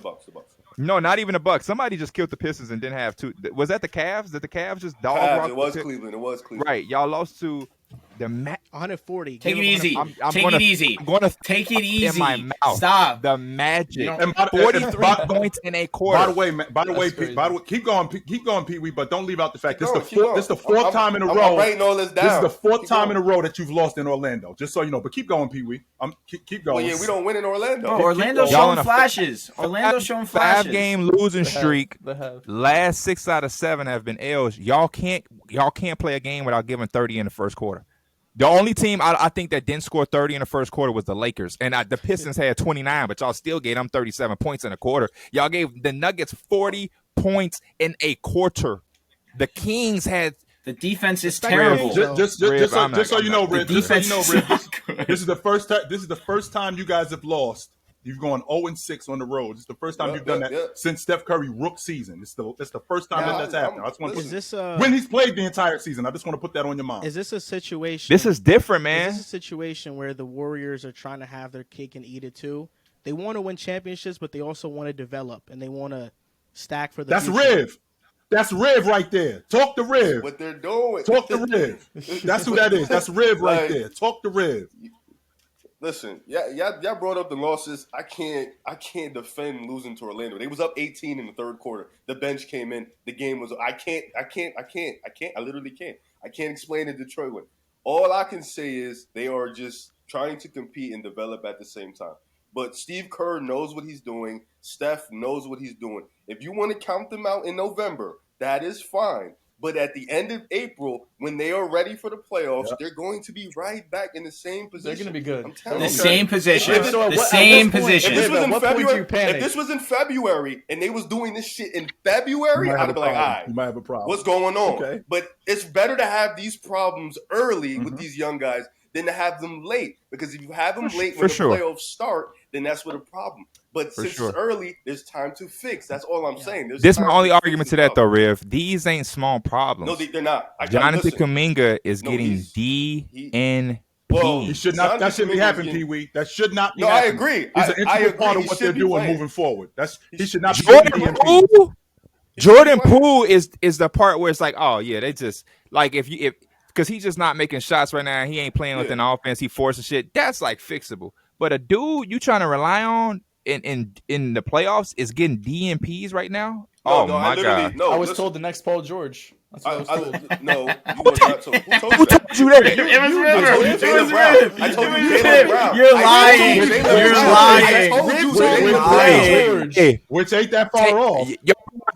Your Paul George card removed for the didn't say foreseeable It was future. you, Riv. You Riv, are it was lying. you. Okay, You're lying. even if you didn't say that, told Riv, that. even if you didn't say that, and you said Jaylen Brown, that really ain't that I said far Jaylen off. Brown. Okay, I'm but not that's not that far off.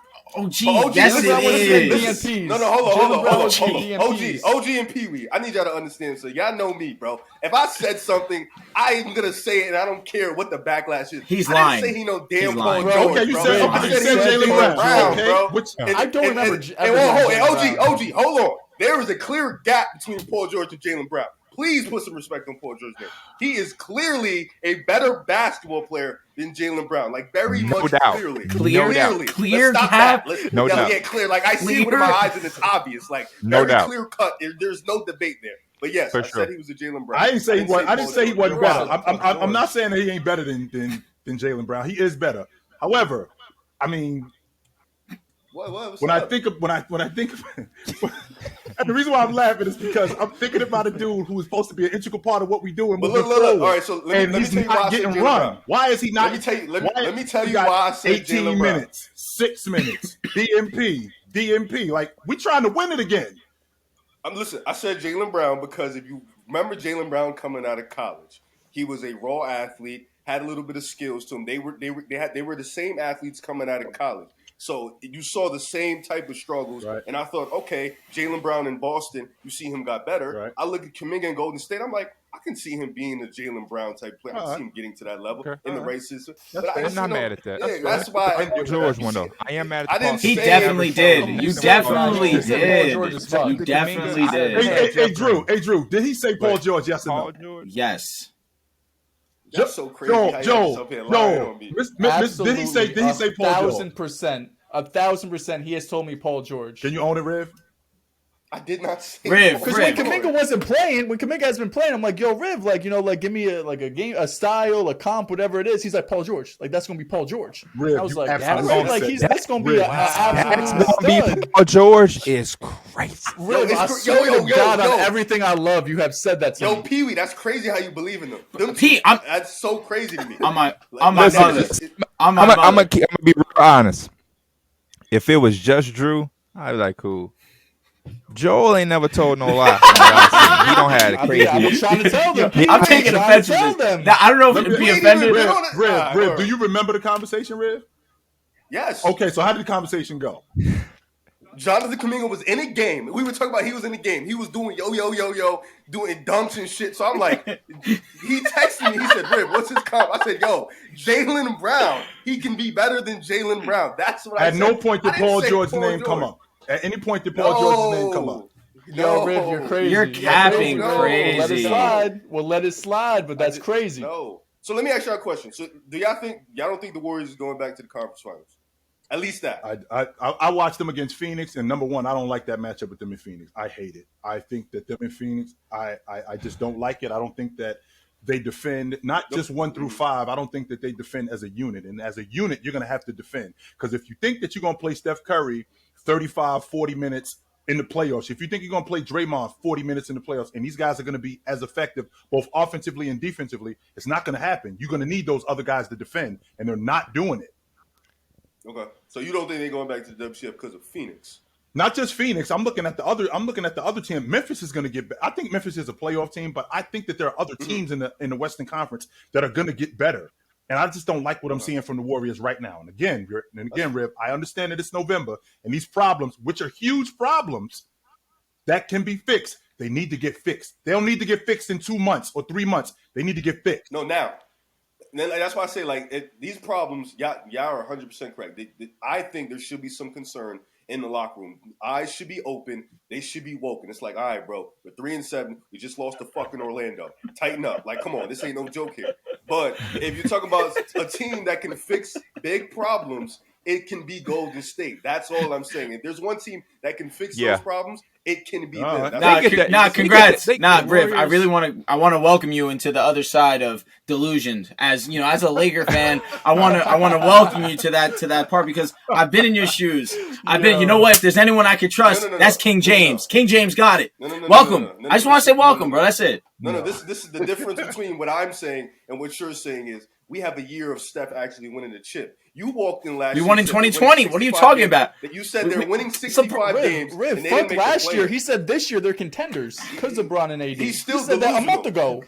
And Drew, when you said, man, I'm fake offended that you said. That's why I said what I said about believing if it was just you who said the Paul George shit. Because look at the type of shit you be saying. Bro, but I'm honest. I don't run from that. You know what? I stand on it. I love my Lake Show. I love LeBron. It is what it is.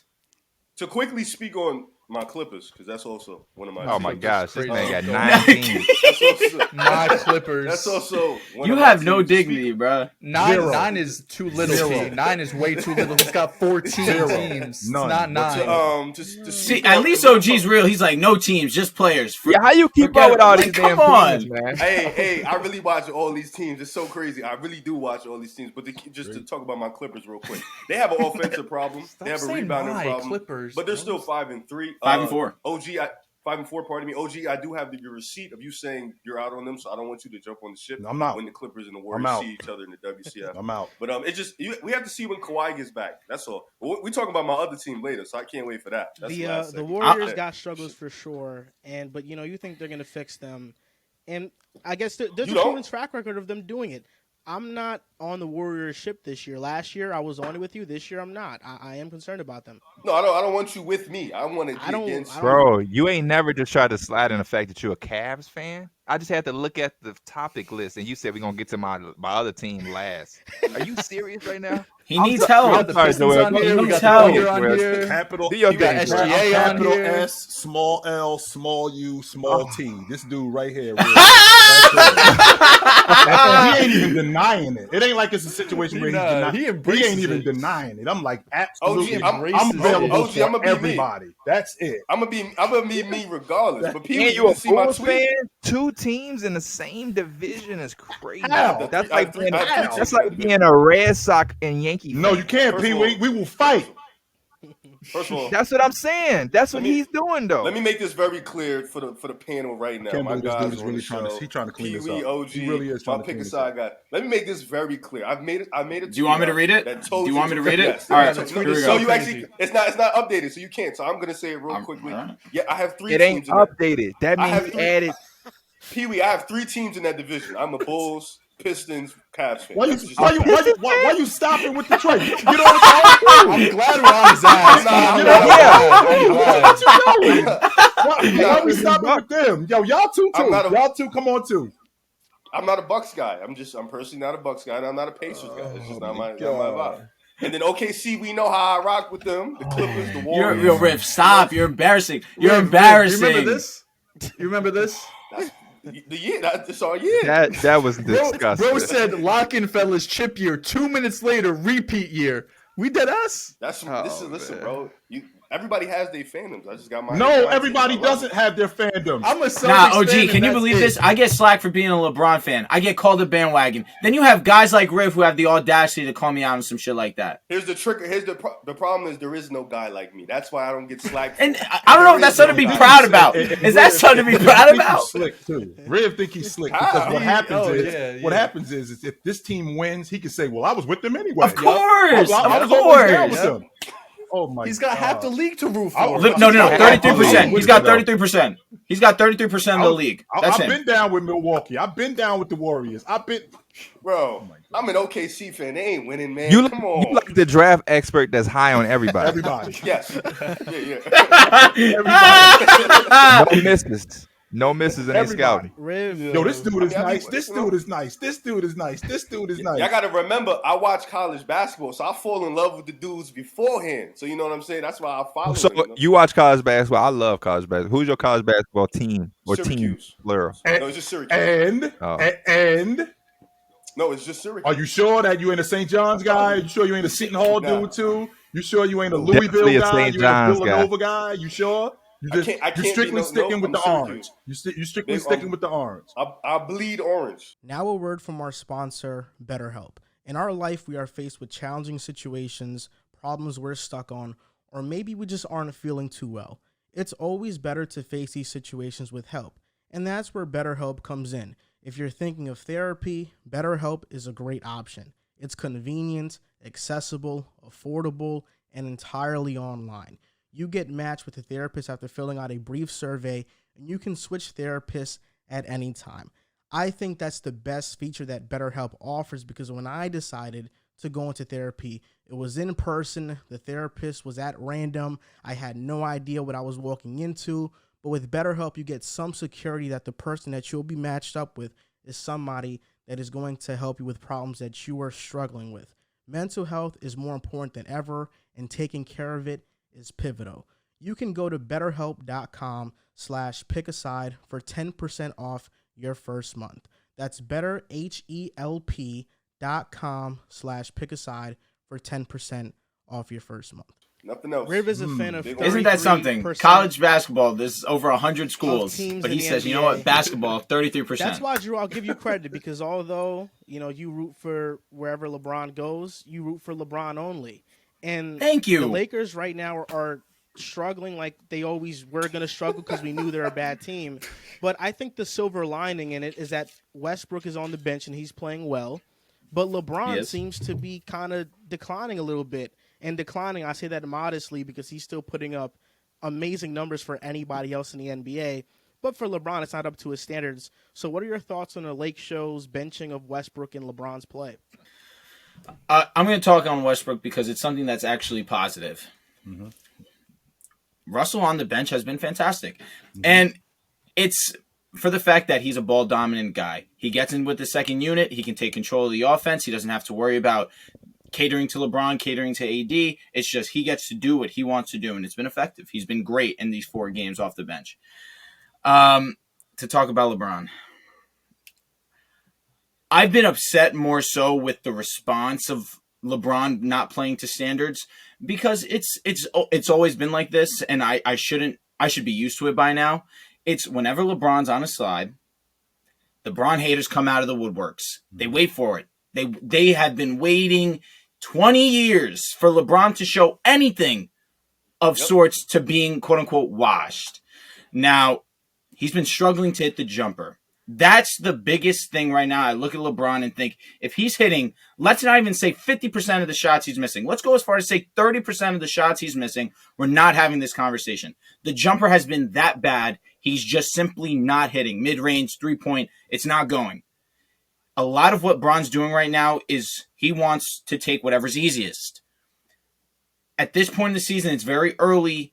It should not be, at 38 years old, he should not be in a position where his play needs to be the reason why they're winning. Yes, it could be one of the main reasons for sure, but Anthony Davis, which he's been fantastic so far this season. He needs to be the guy that plays at a level that is and needs to be the main reason why we're winning games. LeBron's taking whatever's easiest right now. And unfortunately, he's not hitting his jumpers, and that's why it's allowing people to feel like he's washed.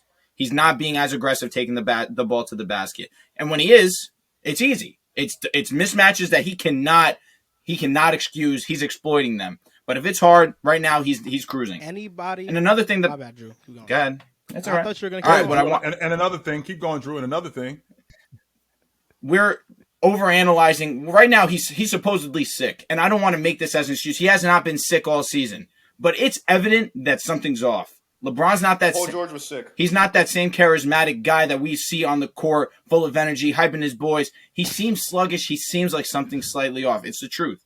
But I'm not saying that that's. Hey, man, and I'm glad that he's all right Last now. 4 games, he was sick. No, I'm just saying. Last 4 games, I'm glad that he's you all are right. not going to equate. You are not going to equate Paul George being sick with James being sick. No, you're not doing that. Sick. And- What the hell are we doing? But also, What? Riv, why I agree with OG is, and I hate bringing up LeBron's age because it's kind of a disrespect to hit the sustainability that he's been able to accumulate, and I don't want to use it as an excuse. But LeBron is sick. He's 38 years old.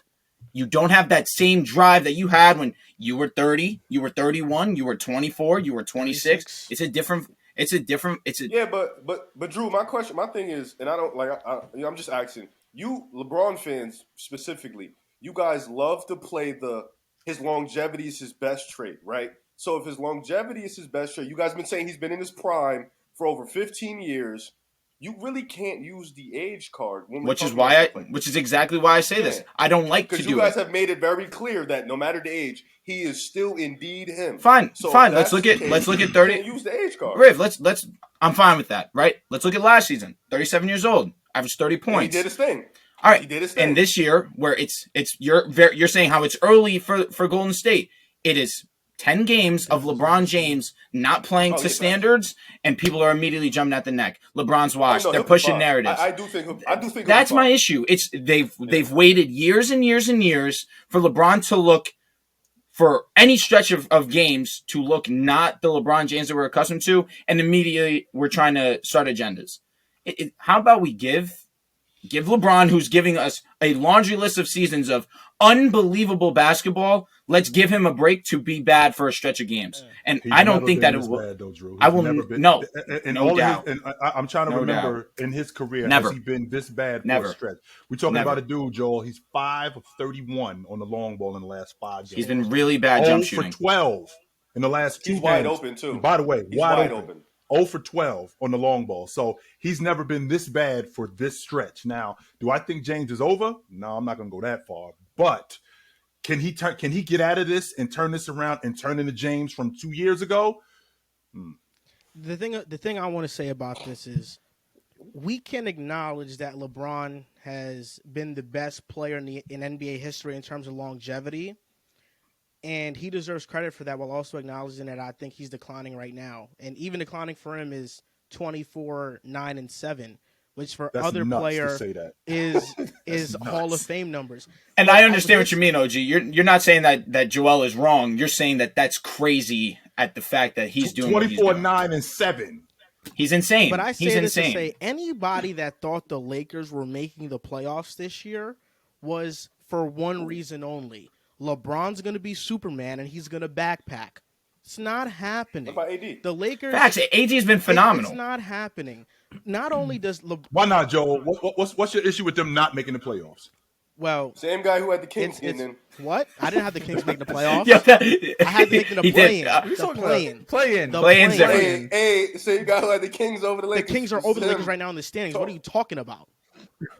And De'Aaron Fox has been hurt. It's 10 games. It's 10 games. No, but you're acting like it's crazy when they're ahead of them in the standings. What are you talking about? Hold on, Joe. Get back to the playoff. Thank you. What's going on with the playoff logic? Well, for one, their roster has always been flawed. Their roster lacks wing defenders. They lack spacing. They were one of the worst three-point shooting teams to begin the season, and now they've kind of been a little bit hot, but they're going to go back down to earth. They just don't have the players to make the playoffs. And it's unfortunate because I think Darvin Ham has done the best with what he's able to do right now. Benching Russell Westbrook was the best thing the Lakers could have done because now Westbrook is not playing on the court with LeBron. They're staggering the minutes. Westbrook runs the show, and we're seeing he's getting back to his numbers. He's averaging 19, 6, and 6 off the bench. That's amazing. LeBron James, since he's been with the Lakers, has missed 30 games every single season for the most part. He's aging, which means that I don't count on him being durable for 70-plus games this season. And if LeBron is not playing and you're relying on Westbrook and Anthony Davis with a bunch of average players, if that, to make the playoffs, Throw some respect on Lonnie you are Walker, not please. making the playoffs in the Western Conference. This is why I had them not making the playoffs before the season. I had the Kings over them in the standings because I think the Kings have a better roster. That's a fact. Right. But not only that, LeBron isn't even what he was last year. So if LeBron isn't Superman and AD he's great, all-star level, but he's not the top 10 player we expect him to be, this team has no chance of making the playoffs. It's over. They're not making it. Has AD not been amazing? Well, I knew Drew was boiling to say something. AD's been otherworldly. Otherworldly? OG, I told you that DPOY. He's been fantastic. He's been all-star level good. He He couldn't give me That's what I'm 20 saying. No, his points the other night. defense. I lost the parlay because of AD. I was about to get to His that. I was defense absolutely about to is. get to that. Go ahead. Well, AD. what- I needed. Sorry, OG. I needed two No, you good. more points from AD. On a fast break, he smokes a He layup. lost a bet. He smokes a Stop layup. it. Stop Nah, it. I'm off that. Stop I'm it. off that. I'm off that. And Austin Reeves cannot see anybody. Austin Reeves is oblivious to Anthony Davis. My goodness. Can't see anybody. He threw a dime to Matt Ryan. Look, Real Matt Drew, Ryan. you were the person in the offseason that was telling me Austin Reeves was a championship level starting shooting guard. I don't want to hear it. Jesus Christ! I did Yes, not you say did. that. Oh my God! It's a lot of accusations on this It podcast. is. It's like it's a lot Yo, of slang Riv, getting was thrown that not a around. fact though? lot. He said lot. Austin He said- Reeves. Championship? He said he was a I don't championship recall level that. contributor. Yes, Yes. he did. Riv, what the fuck? Yes, he did. What are Yes, you yes, he doing? did. Oh, Fact. contributor? Fact, he did. Contributor Yes. or starter? He said he can contribute on the championship team. Austin fucking Reeves. That's what he said. Yes. He knew he was gonna be a starter, bro. Because Hold up. Austin Reeves could contribute to a championship team. But Drew Is knew that he was ridiculous to starting. say? Austin Reeves is a very good ball player. Yeah. That's my thing. Very And that's good. exactly he's Roll. If y'all Roll. if y'all see contributing and starting, It's Well, big Drew it's a knew different Lakers- conversation. Drew Yeah, knew big Reeves difference. would be the starting shooting guard of the Lakers. But did he say starting? No. Okay, first He's taking of it so far. all, the problem that we're having here is this team built to win a championship? No, they are not. No. Is this Not team right now. is this roster built to make the playoffs? Yes, they are.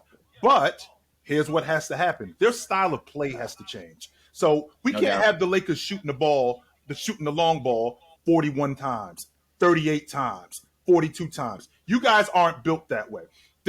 These guys are the most effective.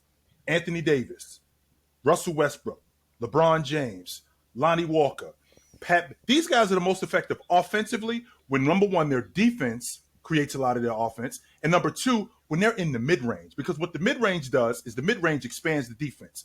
And when you get the mid-range going, that means that we get a lot of one-on-one stuff at the basket. Now, when you're shooting the long ball all night, the paint is packed. The paint is packed, and there's not a lot of stuff going on out there. They're going to let you shoot that all night long. Now, when I look at Russell Westbrook, I don't think that there's a lead guard. I don't think there's a lead guard, not a lead guard on a second unit in the NBA better than him. I don't think that there is. So what happens is Darvin Ham takes him and he turns him loose. He has to do that. He has to let Russ turn loose and let Russell Westbrook be Russell Westbrook. He went 26-6 last night. I'm sorry, on 26 minutes. So this is the kind of guy that we're looking at and we're looking for on the second unit. He's going to play starter minutes, but their style of play has to change. Their defense has been great. Their rebounding has been a lot better than average. Anthony Davis, who I honestly believe that at the end of the season, we're going to have a serious conversation about him being the defensive player of the year. We're definitely going to have that. We're definitely going to have that conversation about him being the defensive. Can I get my flowers? OG, About him being the please? defensive player of the year, no doubt about that. However, this team is not built to win a championship. They have to do this in order to make the playoffs. They have to do this collectively as a unit. That's the only way this thing is going to work. Everything and has there to be is, by the way, Hold on. very much and very much like Brooklyn, there is no quick fix here. There is no one trade that you can make. There is no one guy that you can sign in free agency that's going to turn this thing around. What your roster is, this is what it's going to be moving forward. Everything has to go perfect for the Lakers to make the playoffs, and I don't think everything will go perfect. That's basically Why does it have to go OG. perfect though, Joel? Is what I'm understanding. Because when I think about it going perfect, I'm sorry if I'm dominating this thing, but when I think about perfect, right, I think about everything has to go right. Well, actually, it doesn't. All they got to do is play defense, which is what they've been doing. All they have to do also is play in the mid range, which they weren't doing. But the games that they've won, they've been the most effective in. So they don't have to play perfect. All they have to do is do the stuff that they can be good at. And they can make the playoffs. The stuff they're good at right now, though, they've been playing at a pretty good level to their standards. What do you mean to their standards? They're playing at a good level. The Utah Jazz just beat them. The Jazz just beat them. Russell Westbrook had an amazing game, super efficient game off the bench. Phenomenal. As good as Westbrook is off the bench, I don't think he's gonna continue to be like super efficient all year long. He's gonna have. Maybe. Russ is going to have his slumps. Russ is going to have his slumps. Russell Westbrook is going to have his slumps. It's a 9 fact. for Well, 14 Joel, every night though. I don't know. Nah, Westbrook's gonna be fond of the bench. My question to OG and everybody pretty much is, you guys think they should change the offense and change the style of play, but I just feel like when you're so wide open on the 3-point line, you got to take those shots. Well, here's the thing. That is. Here's the thing when you say that, Riv, when you're so wide open. The reason why the mid-range is so important is because of confidence. So when I start knocking the mid-range down and I get to the long ball line, the basket looks a lot closer as opposed to when I'm cracking threes all night and I'm basically hitting I can't hit the side of a barn, then it doesn't make a difference. So if I got the mid-range going and then we're going to the basket, now my confidence is up to make more shots as opposed to I'm coming out right from the door and I'm cracking long balls. And then you wonder why we suck.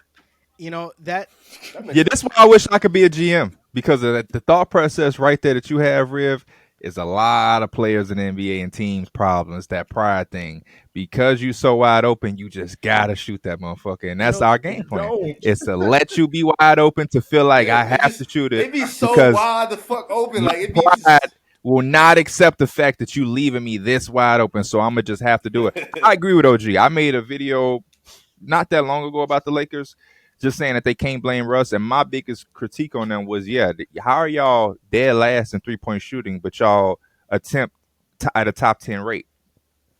It just don't add up. But I'm going to give them credit because now I got it pulled up, and they're now 20th. They're not 9th in the league no more at attempts, and I think they should dip it down even more. Mm-hmm. I really don't think the team should be at all close to 20 as far as attempts. They just can't shoot.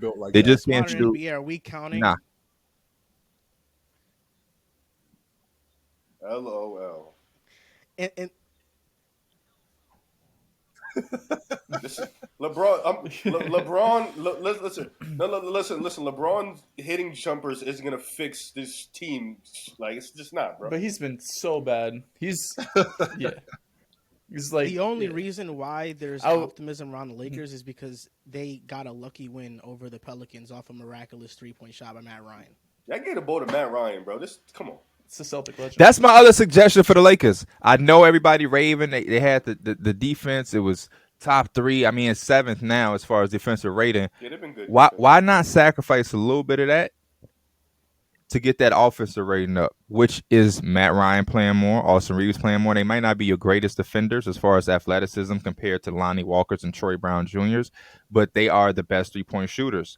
Because, listen, the defense win championship shit, that's some bullshit. The Lakers was 0-5 with the second best defensive rating in the league.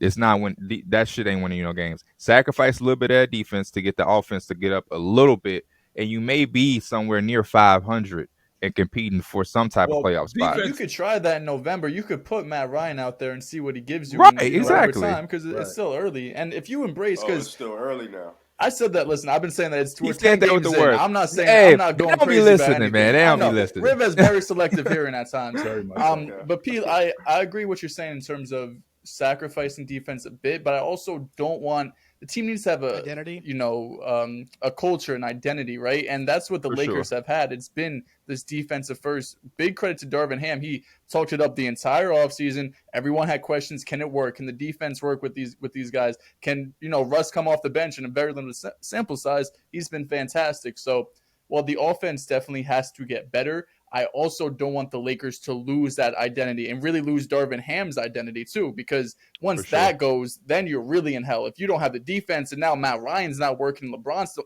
now you're just a complete mess, right? So I think it's definitely a balancing act between finding those shooters who do struggle on the defensive side of the ball, like Matt Ryan, but also keeping that identity that the Lakers have had. And I know 0-5 is not a good start, especially being one of the best defensive teams in the league. I mean, it literally doesn't get worse than that. But also got to give it some more time, right? The Lakers maybe even a little bit better than, especially defensively, I was expecting. So I just don't want them to lose that quite early this in the season. I just look at guys that I know are helping them on that side of the basketball, and like Juan Toscano-Anderson, 16 minutes. Now, final question for this segment. Can't do it. Yeah, that's what I'm saying. He should not be playing 16 minutes. No, Drew. I told you 2 months ago. He's doo-doo. I told you. Yeah. I'm not saying that to say 16 is a lot. I'm saying that in comparison to Matt Ryan, who's y'all best 3-point shooter, he's playing 13 minutes. So, P, would you make a move for Buddy Hield? I would have did it 3 days ago. I would have did it 3 hours ago. I would have did it 3 months ago. I would have been did that shit. We talking about a word that is so powerful in life, and it's PRIDE. Yeah, right. I get that part. Pride. But the way that this roster is put together, this team is not built to win a championship. I am not ridiculous to think that a starting two guard in the NBA should be able to knock down a 15 to 18 footer regularly. Am I nuts to think that? You're not, but that's why you go get Buddy Hield. No, you don't need Buddy Hield. You know why? Because I have a starting two guard who started in San Antonio and Lonnie Walker. You are a starter in the NBA. Why can't I expect? I don't think he is. Why can't I expect you to knock down a mid-range jump shot with regularity? Why can't I expect you to knock down a mid-range open jump shot on the regular? I don't think he's a starter. I'm disappointed. That don't mean anything, Drew. You can play well, and I can still think that you're better suited for something else. Like Colin Sexton, everybody was drooling at the mouth because he was doing his thing with Cleveland. I still think his best suit is what they doing with the Jazz. He's a 6-man. Same thing with Lonnie Walker. If you go out and make that trade and you insert a lineup of Pat Bev, Buddy Hield, LeBron, AD, and Miles Turner, Lonnie Walker is going to be super, super good off that bench, bro. Well, is he not one of the right worst now? So you make the trade for the Pacers. Right now, he was probably the worst. He probably was the worst starting shooter. So if you had a choice between getting Buddy Hield as your starter or Lonnie Walker, you telling me, Drew, that you got to have Lonnie. So what are you saying? Because he's best suited as the role he would have if they got Buddy Hield. So wait, PeeWee. But two things can be right. PeeWee. I didn't say it was bad. And Lonnie Walker would be better suited for the 6-man role where he can come in and let him loose like Russell. Drew, let me ask you this question. I understand. Is Nick Claxton a starting center? Hell no. Has he been good this year? That's what PeeWee saying. Wait, so PeeWee and Drew, I got a question for you two, because you guys think you guys should pull the trigger on the Buddy Hield Miles Turner trade. But if the goal is to win championships, does that move make you? No, it doesn't. No, it does not. No, it doesn't. That's why I don't think why make that move. No, it doesn't. Because what else am I going to do? I'm speaking from like you said you want to be a GM, PeeWee. So I'm speaking from the GM's perspective. You give up those 2 draft picks. Well, I hope Riv. If I was a GM, I hope I wouldn't have gotten an extension if I put this bullshit together. That's what I would hope. But we ain't on that right now. You got the extension. You're stuck. You should have been fired, but you're here. You're stuck. So right, I'm the GM. Mm-hmm. I'm Rob Pelinka. Mm-hmm. Chances are, Riv, I'm not gonna be in this motherfucker for 2027 or 2029. So I'm gonna save my job and my ass any chance that I can, because that's even what I signed up for when I got LeBron James. Okay. Nobody has had a team with LeBron James and they're like, we're going to keep our picks because we know we just need those picks with LeBron. So you signed up for that. The minute you bring LeBron in, that's what you sign up for. The problem was in all of this, and I hate to say it because I like this guy a lot, but you went out and you got Russell Westbrook. If the Lakers never make that move, is a lot of this is fixable. Thank you I for think what Caruso. Joel said, they're stuck is a fact. They are stuck. They are stuck because of this one move, and I hate to put Russell in that because he's gotten a unfair share of the blame. But that move is, man, that's such a regrettable move. That's such a regrettable move. At the end Yes, of the it did. season, who's higher in the standings, the Kings or Lakers? The Lakers. The Los Angeles Lakers, I Still going hope. Lake Lakers. Show. Lakers. But I do agree with you though, Joel. Like the fact that Rib was talking that shit, the Kings is high right now is crazy. It's funny. It ain't that big of a But difference. Rib, But yeah, I think your question was close, but I don't think does Buddy Hield and Miles Turner make you championship? Right now, the Lakers are trying to get into the playoffs. Does it make you a playoff team, right? Because there's no move out there the Lakers can make that makes them a championship team. But does Buddy Hield and Miles Turner make you a playoff team? Does that get you to the 8 seed instead of the 10 seed, right? I think that's what the Lakers have to be looking for right now because championship is a complete dream at this point. Dehls is on his shit this episode. At the end of the day, everything revolves around that big man down low, and it's Anthony Davis. So if he can hold up, they'll be hovering around the playoff picture. But that's dangerous. The expectation of Anthony Davis is better than Anthony Davis. It's a scary sight, but as of right now, no, he's been amazing. Drew, you're the type of Laker fan. Why Anthony Davis is the way he is because y'all don't know how to just keep it a buck. It's like he's been good, but if he was amazing, the shooting. But Drew, if he was amazing, the shooting would be actually, there. Here's the difference. I believe it's the last 3 games that they've played. These how many threes he shot, right? So good. And him playing in the mid range has made him a lot better and more effective because that opened up the pick and dive with him and Russ and him and James. Definitely it did that. So you should be doing. Definitely it did that. However, the problem that we have and PeeWee, I can just see it in your face that at any point this dude looks to you like a 25-year-old car on the freeway. That at any point this thing is going to fall apart, and once it falls apart, we're not going to be able to fix it. And we're having conversations about if LeBron is declining, and it's probably because we're putting more and more mileage on the LeBron body when he's supposed to be able to have this guy to carry home a lot of the 82-game burden. This is the problem. And OG, you remember the bubble? What was AD like when AD was at the top of his game in the bubble? Why? Not because it was because of the defense, but why? Because he can stretch out and hit that 3-pointer. Right game now, when against the Nuggets. Right now, you're in a position where AD over the last 2 years, statistically, has been one of the worst jump shooters right next to Russell Westbrook. He is literally right next to him. You have both of them on the court at the same time for the most part. So the notion that AD has been amazing, he's been good defensively. He's always been good defensively. That's been his niche. But offensively, what made him so different was the fact that he was a wing in a big body that can stretch out, hit the 3-ball, go out, hit the mid-range, had the finesse, can go in the post. He can't do half of that shit right now because his body is near broken. That's the problem, which is nuts to me because he's 28 years old. That's it. He ain't old. Him and Giannis right there in age. The Lakers' number 3 instead of Russell Westbrook should have been a young, fucking hungry person that could just help. Like, oh my gosh, Kyle Kuzma. Fuck it, I don't know. It's somebody.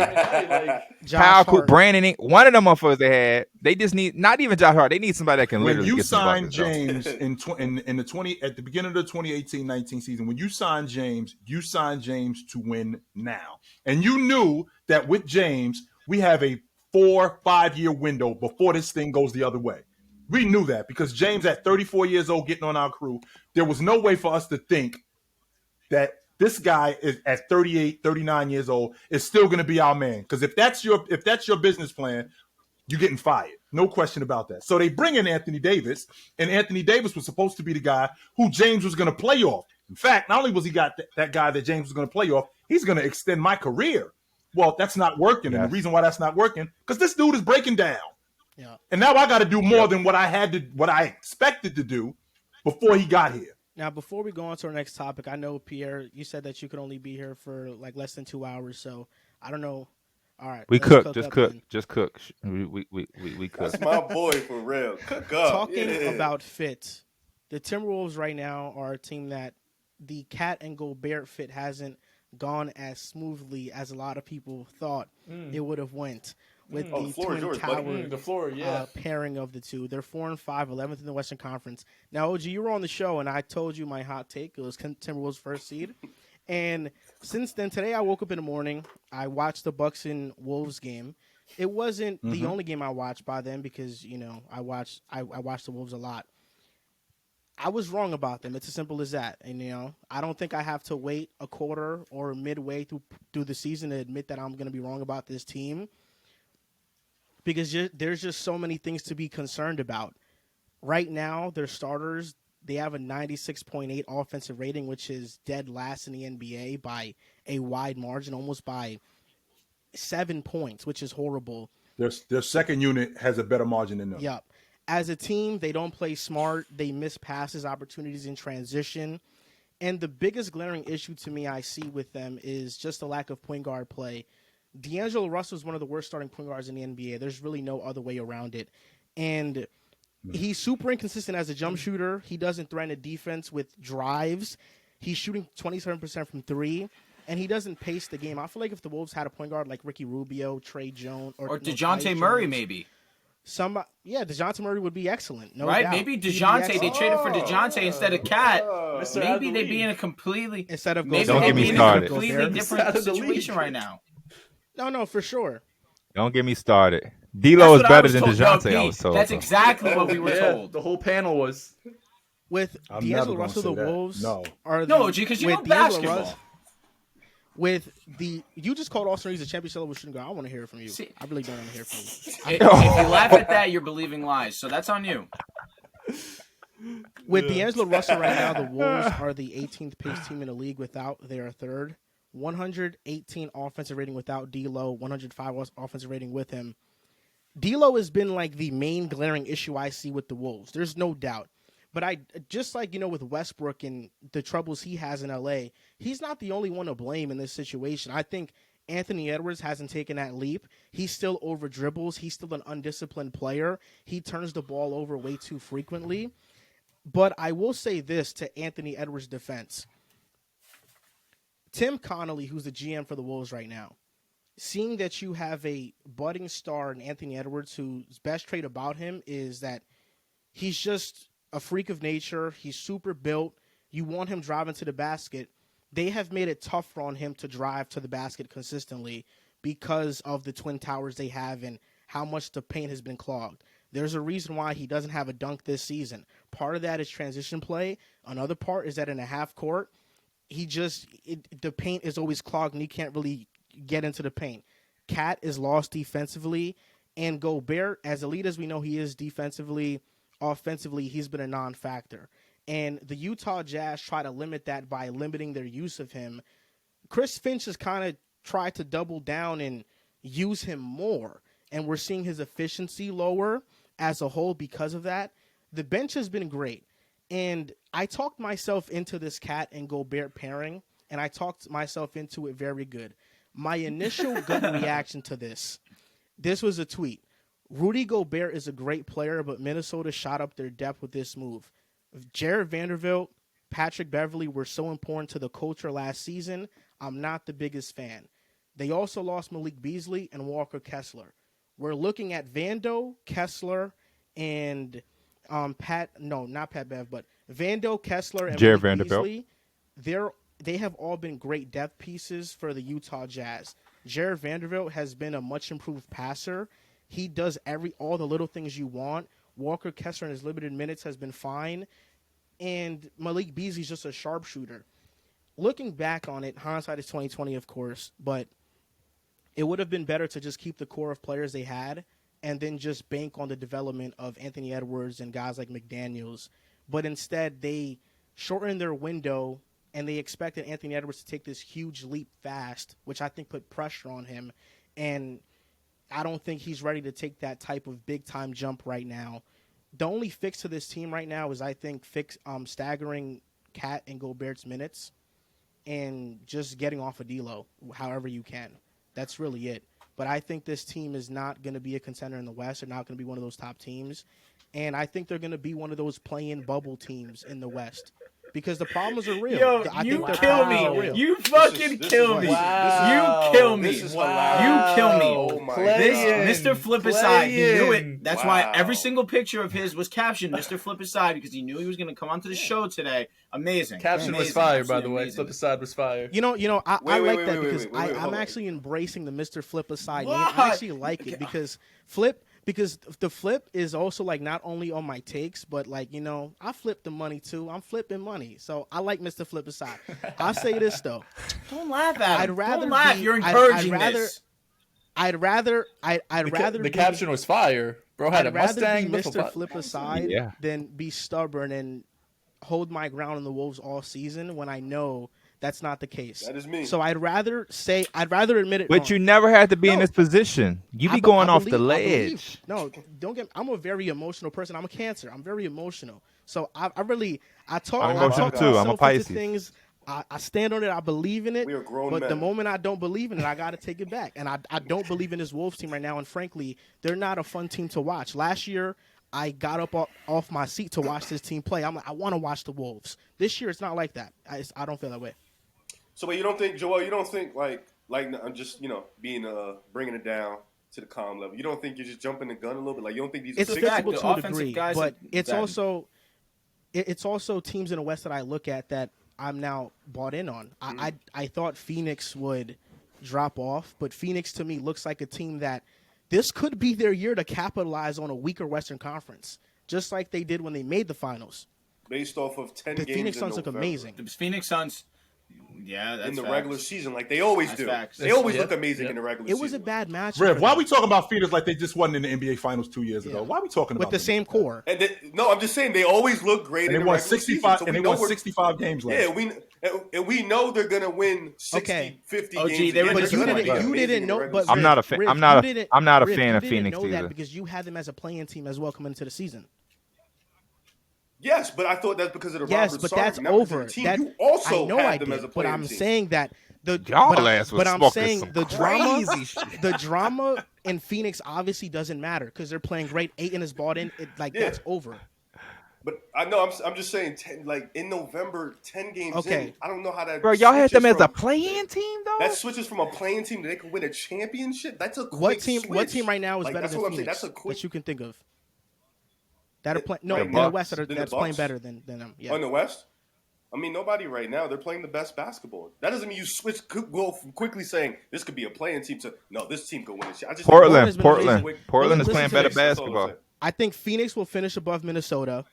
Yeah, they did. What? They did. just beat their ass did. without They did. Damian or I think- Simon. I think Phoenix will finish above Minnesota. I think Denver's finishing above Minnesota. I think the Clippers figure it out. They finish above Minnesota.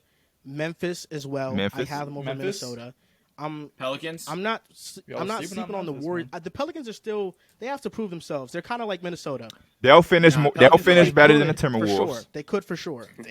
They will. Would you want to No, I make a don't bet know. right now? He's already not. It's great you mentioned that because he's Oh, already going to oh, lose oh, 100 to sister. me with a bet that we have already. But I'm gonna keep that quiet. Listen, PeeWee. I've been losing money left and right on Boom Fantasy. My legs To don't Drew be as hitting. well. It's always one. And to Drew. I can't afford to make more bets right now. I So, like that. I like that. I just named about 4 or 5 teams, and there are more that I can name. Portland looks amazing right now. I think Chauncey Billups.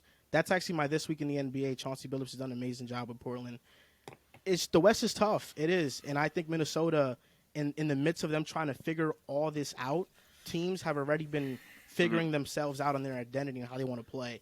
So until the Wolves figure it out and it's apparent that okay, this is the way they're going, then I can buy in. But right now, it feels like the Timberwolves solution to figuring out their problems is don't play Cat and Gobert together. And that was supposed to be the solution. It's an So issue. now that that's a problem, what's this team ceiling really? Another issue also really is, like you mentioned, Anthony Edwards really hasn't been able to be consistently great offensively. You mentioned D'Lo perfectly. I mean, he has just been horrible on in every aspect. But really, The disappointment on your but face. is really, hilarious. what it comes down to, and why I can't be as overreactionary as Joel is being, which I can understand. He was super high on them. They have just been completely disappointing compared to his expectations. I can understand switching a little bit, but to say that they're in that bubble of the play-in, Anthony Edwards really hasn't been able to get it going. I believe in Anthony Edwards. I believe in his abilities. Karl-Anthony Towns, I believe in his offensive abilities as well. Gobert is still a solid defender. I think once they get into that, once they find their identities offensively and they get back to playing the basketball that they know they can offensively, speaking specifically Anthony Edwards and Karl-Anthony Towns, I think that they'll be all right. I think that right now we're seeing these two struggle to play at a high level offensively together, and I think that once they do, they'll figure it out. I think, I don't know. I think just it's still a little too early, especially for a new team. A new team that's trying to fit in a new piece, a major piece like Rudy Gobert. It's still a little too early. Sometimes it could take 2-3 months for a team to figure it out. But once they figure it out, they get it going. They could run the tables. But I'm not saying that it could happen for Minnesota. It could not happen. I just think it's a little too early to jump the gun. But I think really what's killing them the most is point guard play. I think when you have two big men like that in Cat and Rudy Gobert especially, you need a point. I mean, you look at Cleveland on the other side. You look at the point guard play of Garland when he was out, D. Mitch, and you look how Mobley looks, Allen looks. I think having that consistent point guard, which should have been D'Lo, because we know D'Lo, when he's on his shit, is a good playmaker. He's a streaky shooter, but when he get it going, he get it going. He just hasn't been able to get it going, and that's a problem. I think that's something, especially in the guy who is going to be closing your lineups and the guy who's starting for your team. He's one of the big. I think he's just Riv, can I add something real quick? Man out. And I really do want to add this, and I wasn't kidding when I said this before. They should have been the ones to trade for DeJounte Murray. I understand what D'Lo gave you last season in the regular season, but you had to understand that DeJounte Murray was an upgrade, and for what the team needed, he was going to benefit that. But was he a good? It would have cost you. Fit, it would have cost you less. You would have had a, someone that could facilitate the offense, that you could initiate the offense with, and I think that you need that, especially with the cost that Gobert came with. You would have got him for two less. You would have got him for two less picks and less role players that you would have had to give up. Well, yeah, I Do you think the Spurs just wanted to get him out of the West too, though? That's a fair point to make. That's a fair point. Good point. I think when it comes to DeJounte Murray, Minnesota would have been a great landing spot, and they wouldn't have given up their role players for him. The thing that I feel like when talking about Rudy Gobert, I feel like he gets unfairly criticized sometimes, but some of it is warranted. When you have a player like him, you have to have ultimate spacing on your roster. There's a reason why Utah shifted from being a defensive first team to then saying, we need to go and get Mike Conley to pair up with Donovan Mitchell. We have to go get Bojan Bogdanovic to space the floor even more. We need Royce O'Neal. Rudy Gobert was surrounded by 4 sniper shooters. With the Minnesota Timberwolves, D'Lo is not a sniper. Edwards is not a sniper. McDaniels is not a sniper. Cat is the only legit floor spacer, but his game is more than just being a floor spacer. For sure. So now, you don't have a plethora of spacing to provide a team that has 2 big men, and I think that's the major problem with Minnesota right now. And that's why, to me, it's kind of hard to see such a sharp turnaround, because when you add a player of Rudy Gobert's caliber, yes, there's a learning curve. With Cleveland, it doesn't seem like there's one at all. Why? Because they got a player to fit exactly what they needed. They needed more guard play. They needed more creators on the offensive side of the ball. Mitchell was a perfect fit for Cleveland.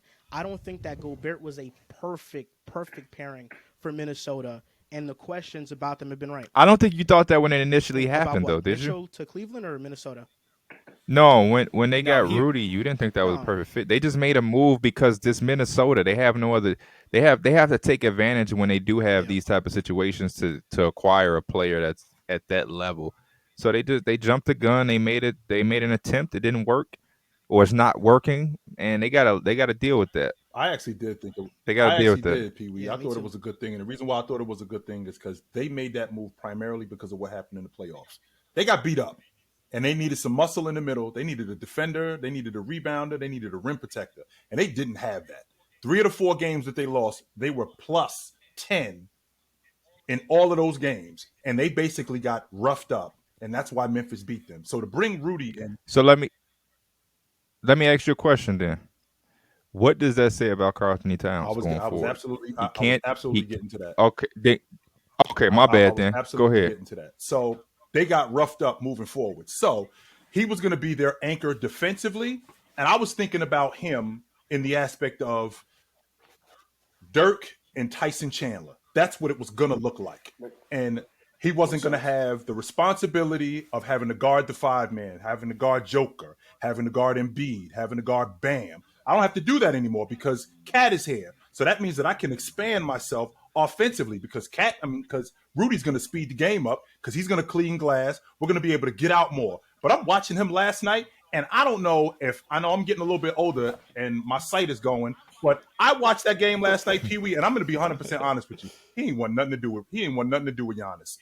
He didn't want nothing to do with him. Giannis did whatever he wanted, got whatever he wanted, whenever he wanted. And I'm thinking to myself, well, now Cat moves to the 4, which is his natural position. When he played that at Kentucky, and he was the best at it. So now he's going to play the 4 now and be back to that guy. Only except he's playing the 4, and he looks lost. And what I mean when I say lost, I mean when he's playing the 5, the 5s don't really switch that much when you're dealing in pick and rolls. And with the 4, I'm switching on the 2, I'm switching on the 3. He looks like an 8th grader in trigonometry class in 11th grade. He looks clueless on defense. I've seen that plenty of times with him, and I'm thinking to myself, how are we going to fix this? Is this coaching? Is this something that we can fix today? Because I honestly saw them I watched them play last night, and I saw a couple of times Rudy doesn't do anything different than he did in Utah. He's still a rim runner. He's still a pick and dive guy, and he's still effective at that. And it still can work. The problem that we're having is I immediately think about Mark Jackson when he played for the Clippers and he was watching the Indiana Pacers when they were losing to the Knicks going, man, I'd love to be the point guard for that team because I can give them what they need. There's a point guard in the NBA right now looking at Minnesota going, man, I'd love to be the one for that unit right there because that's exactly what they need. Because D'Lo is not the distributor that they need and the playmaker that they need. He's not stretching the defense like they need him to. And he's not pointing guys in the direction and being the floor leader that they need. I don't know, man. It's So how do we get back to D'Lo when we just said that all about that about Karl-Anthony Towns? Because I think he's incapable. The dude don't move well at all. That's why he can't handle the switching. His body just is. He looks slow. Just watch how he slow. moves around. Yeah, he just slow. And yeah, Giannis got whatever he want. I was watching the game and my phone rang, and it was my pops, and he was like, "Hey man." Because my pop's not the biggest Giannis guy because he's not skilled and all that shit. I'm old school, man. You got to be able to do it. But he just like, he punking That's him. what it looked like. He just looked punking like he didn't him. want nothing to do with him. And he fouled him out. Yeah, because he just didn't want to guard him. I love Giannis. No, he old school in the sense that he don't like running and dunking. It's unfortunate. An old school He guy think you need to have some type of old school skill. guy would love that. Man, that's who James Worthy was. Yeah, see, my pops he don't like James Man. Worthy. My pops is the guy who like Michael Jordan, Allen Iverson. He like bucket getters who put the ball in the bucket. You know, Kenny Anderson's, crafty people. Right. Chris Jackson, Mahmoud. So we're looking at Minnesota as a possible. I had them as a top 5 seed before the season started. I'm not ready. I think I'm not ready to jump I had the them gun. top. I didn't have them one. I'm not ready to jump the gun yet, but I don't like what I'm seeing early. I don't. Is this something that's fixable without a move? Not without a move. It's not. The point guard needs to be addressed. D'Lo is D'Lo. D'Lo is D'Lo. No, like D'Lo is D'Lo in the sense of he's not gonna change his game for anybody. Like he's gonna. This has been like he's gonna be him. He just went on Twitter the other day. It was like control. Yeah, look. so it's like in terms of is it fixable? No, because D'Lo isn't really fixable because he doesn't feel like he needs to be fixed. He's just in the wrong system. That's all that is. So can you get? I'm not mad at him. I feel like he's had the worst luck of any career I've seen. He's the odd man out, anyways. Out of those guys, his contract is up this year. He's on the contract year. He already isn't playing well. He probably ain't gonna get an extension. Cat can't keep him there forever. They looking at it like, man, it's over, bro. So it's like, what can you get from D'Lo in the market? Probably not too much because there's not too many teams that can really fit under D'Lo. So they're stuck right now. Just for the time being, they're pretty much stuck. Unfortunate, man. Unfortunate. Because you made this excellent point about how the Rudy Gobert trade stems from primarily the Memphis Grizzlies series. And Tim Connolly saw that series and probably said, Rudy Gobert fixes our problems if we get this guy. But to counter that point, the Timberwolves blew a lead almost every single game in that series. There's also Every an last one of them. alternative. There's also an alternative thinking when you say, well, if our guys just have more experience in the playoffs, this doesn't happen. So let's just keep it together and not try to make a splash move. They just need experience. It was our first time in the playoffs in years. We had one of the longest playoff droughts. Let's just keep this core together. Instead, they tore it apart. And, like, it's a shame because Patrick Beverley was beloved in the locker room and in Minnesota. Jared Vanderbilt was beloved in Minnesota and in the locker room, to the point that when they were traded, Minnesota fans got upset that the Timberwolves social media team didn't give them their own post as a farewell. That's how much the fans love those players, and I feel like losing them was a big shot because Edwards was extremely close with them, and Patrick Beverley is a guy like a PJ Tucker, one of those glue guys in the locker room that holds people accountable. And not having that in that locker room right now is definitely affecting them. PeeWee, you can't fight vets, man. We need vets. I don't care what team you want. Yeah, I mean, you need vets. And if we don't have those guys, you do. If we don't have those guys that are going to be able to keep guys in line, we're not going to go far. But I think that they thought they were keeping their core together. I think they thought of their core as D'Angelo Russell, Anthony Edwards, and Karl Anthony Towns, and Jaden McDaniels. And as long as we had them, let's go out and try to make a move. But again, this goes back to the very first topic we had when we talked about skipping steps.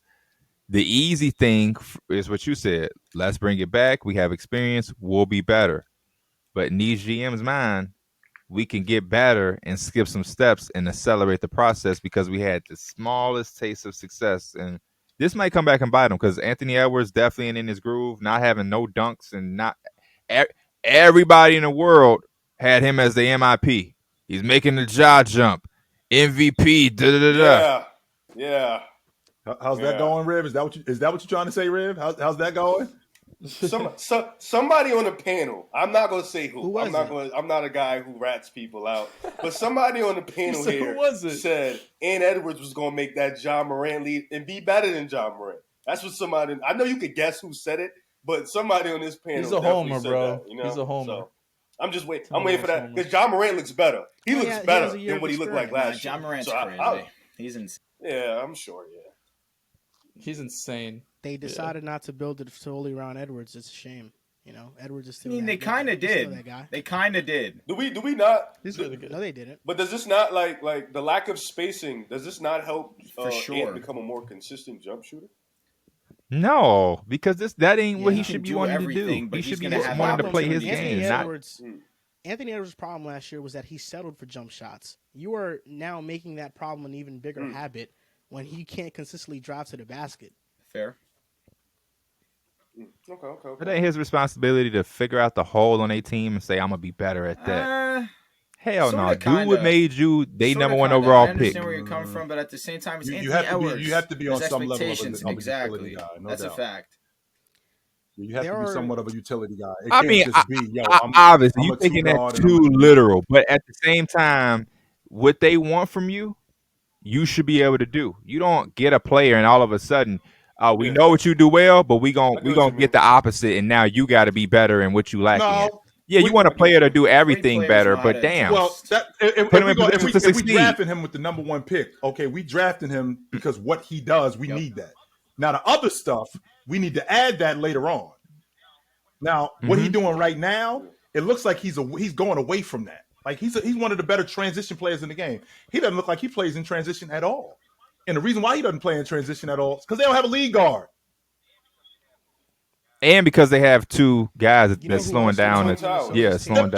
The big guy problem. I don't think the big guys are the problem because when you got big guys running like that,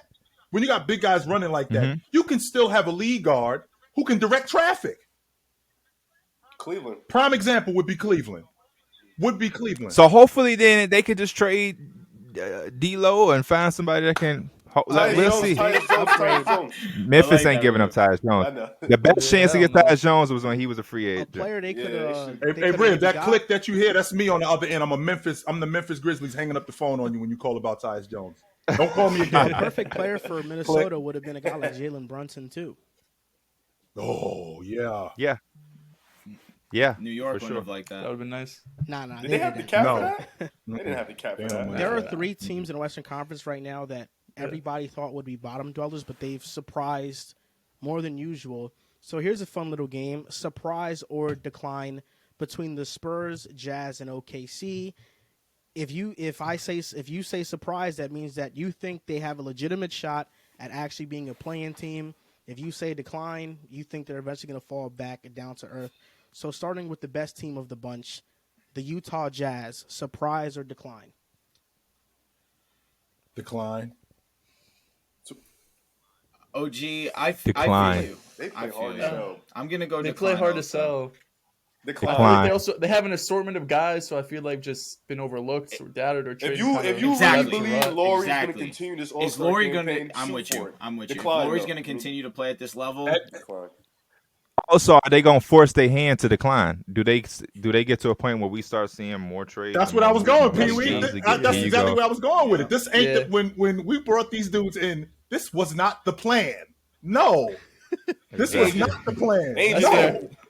Angel upstairs like, hell no. This wasn't the plan. Somebody got to Hell go. no. 'Cause why the hell This are we is not winning the games? plan. Nah, he Which like, is actually Yeah. good, and the reason why it's good is because this is upping these dudes' trade More value. draft picks. Absolutely. Shit. Colin Sure. Sexton Yeah, looks for a sure. lot better. he Markin looks a lot he better. upstairs He's cooking great. right now. He up there like, yo, listen, he got to go. Hell Laurie got to no, go. this I ain't the need plan. everybody No, going. I ain't building my unit around these- Markin and Clarkson and Colin Sexton. No, I'm not building my unit. We top 4. We top 4 in the West. I don't want to go to the No, playoffs. I don't want to no, leave right what? now. This is not the plan. I'm going to go with surprise. And the only Of way course. it's decline, Of course you're gonna say that. Of course. Why are we so surprised? the only Of course you're the gonna do only that. way if it's decline is if Danny Ainge decides to just blow it up. Which but with is more this than assortment likely. of players, I think that this is actually a good team. And Will Hardy is a very good coach. Lauri Markkanen, everybody's surprised by what he's done. But I will say this. Lauri Markkanen right now is playing like the player that the Bulls thought they were getting after his second season. When he averaged 18.7 points per game, he was on that trajectory of 20 and 10 guy. But Jim always Boylan fucking ruined his hurt. career trajectory, and he kind of lost his confidence. Yeah. But playing in FIBA this past offseason, he's regained that confidence, and he's averaging 20 and 10 for the Jazz. And I don't think Lauri Markkanen lacked skill. I thought he lacked confidence and opportunity. And now that he has it, he's a really damn good player. He's a good player. It's look like Arizona I think- Laurie. Arizona. He was good at- Laurie. Yeah, He was good in and Cleveland, he was too. a role He was player very in good in Cleveland, Cleveland. but now he's asked to be the lead scorer. I think Jordan Clarkson is a guy that with increased opportunity. I mean, he won Sixth Man of the Year. He Oh, no, is he's gone, taking broski. full control of this opportunity and just being amazing in his role. I like the Jazz, and I Joel, and listen, he's I gone, like bro. Jared Clarkson's Vanderbilt. Jared gone, bro. Vanderbilt. It's funny because in the offseason, we were having conversations about Jared Vanderbilt, and I told you guys that he's one of those guys that he just wins. Like, he's just a winning player. And Drew said this. Drew was like, do you think that he's like enough of a winning player to win in Utah? And I was like, no, he's not. And Drew pushed back on it and was like, you don't, I think he is. And it turns out Drew's right because All right, Jared I'll Vanderbilt. take it. Take it. Jared right? Vanderbilt. I don't remember this He's right. conversation, but fuck it. I'll take it. Jared Vando is So- one of those so- guys. so wait, if they end up Vando's winning one of those 30 guys, if you put him games- on a team, they're going to win 5 more games than they usually win. He's a winning player. Joel, do you understand that this is not a plan where we're saying, yo, this wasn't part of the plan, but great. No. This wasn't part of the plan. Get this plan out of here. This is worst case What are we scenario. doing? This is was worst not case the scenario plan. for the Jazz. Not only was this not the plan, whoever thought this up, get him out of here. No, this is not the plan. Get 'em- This is get rid not. of everyone. We're not pleasantly surprised about Markin and Colin Sexton. No, we're like, what the hell are we doing? I don't know. I love how this team plays. I really dig this team. I like You're doing this it team. again. I like this team. You're doing it again, bro. Remember Bro, you're before the doing season it started again. when we You're- talked about the Jazz and I told you this team can be competitive and you told me how competitive. I wasn't ready to Garbage. say playing yet. Garbage. But it can happen. God damn. Yeah. You know, Joel, you're doing it again, bro. You're getting excited too early. I need you to calm down, please. Because if we come back to this in April and they're at the bottom of the They West, won't finish 15th. Riv, he already out on Minnesota. He out on Minnesota after 2 weeks. He had them as the number. He had them as the number 1 seed. He had them as the number 1 seed in the West. That is so He's crazy. out after, That is after, crazy. after 2.5 weeks of the season. He We out. told him. We told him. He's Riv, all Riv, I over the have to place. ask He's you just all something. over the place. You think the Jazz finished 15th in the West? What's up? There's no way. I wouldn't say Nah, there's no way. There's no way. Here By you like go. no way. though. Joel. They will have a Joel, lottery bro. pick. Joel, They will indeed have a lottery pick. Joel, you my boy. I got so much love for you. You be going extreme. We going from them not making the playoffs to now they got to be dead last out At the west. bottom of the West. They garbage. But I do. Why I they do gotta be think all of the- that? I do think of the tanking four. They're the best out of OKC, Houston, the Spurs, and them. They are the best team. I'd say one more the time. Rockets OKC, the and- Spurs, yeah. and Utah. yeah. I like OKC better, Yeah. but I understand. No, I like the Jazz better. The Jazz got the open floor with Lowry and Kelly Olynyk. They The way they're have constructed right now, Clarkson. OKC It's just a got lot of that freedom. guy, so it's like they got Yeah, that they just guy, got- so I'm he just got I'm SGA. Not to mention so- the Jazz also got Malik He's Beasley. gonna give you 30. He's like that too. He's like that Okay, too. bro. No. You gonna name Next every team, Nah. fucking Timberwolves the player? San Antonio Spurs. Surprise or decline? Decline. Any Decline. team Yeah, here. they declined. The only one They you already realistically declining. could have said surprise to is Utah. It's That's begun. Really it. So OKC is decline Cap, as well, or just are watch they this. surprised? Decline. Can you They're bank? being Listen, carried by shout SGA. out. Nothing about what Actually, they shout doing out is to sustainable. SGA is all right. I was gonna I'm say, trolling, shout out to I'm trolling, SGA. I'm trolling. Shout out to my boy Trey Man though.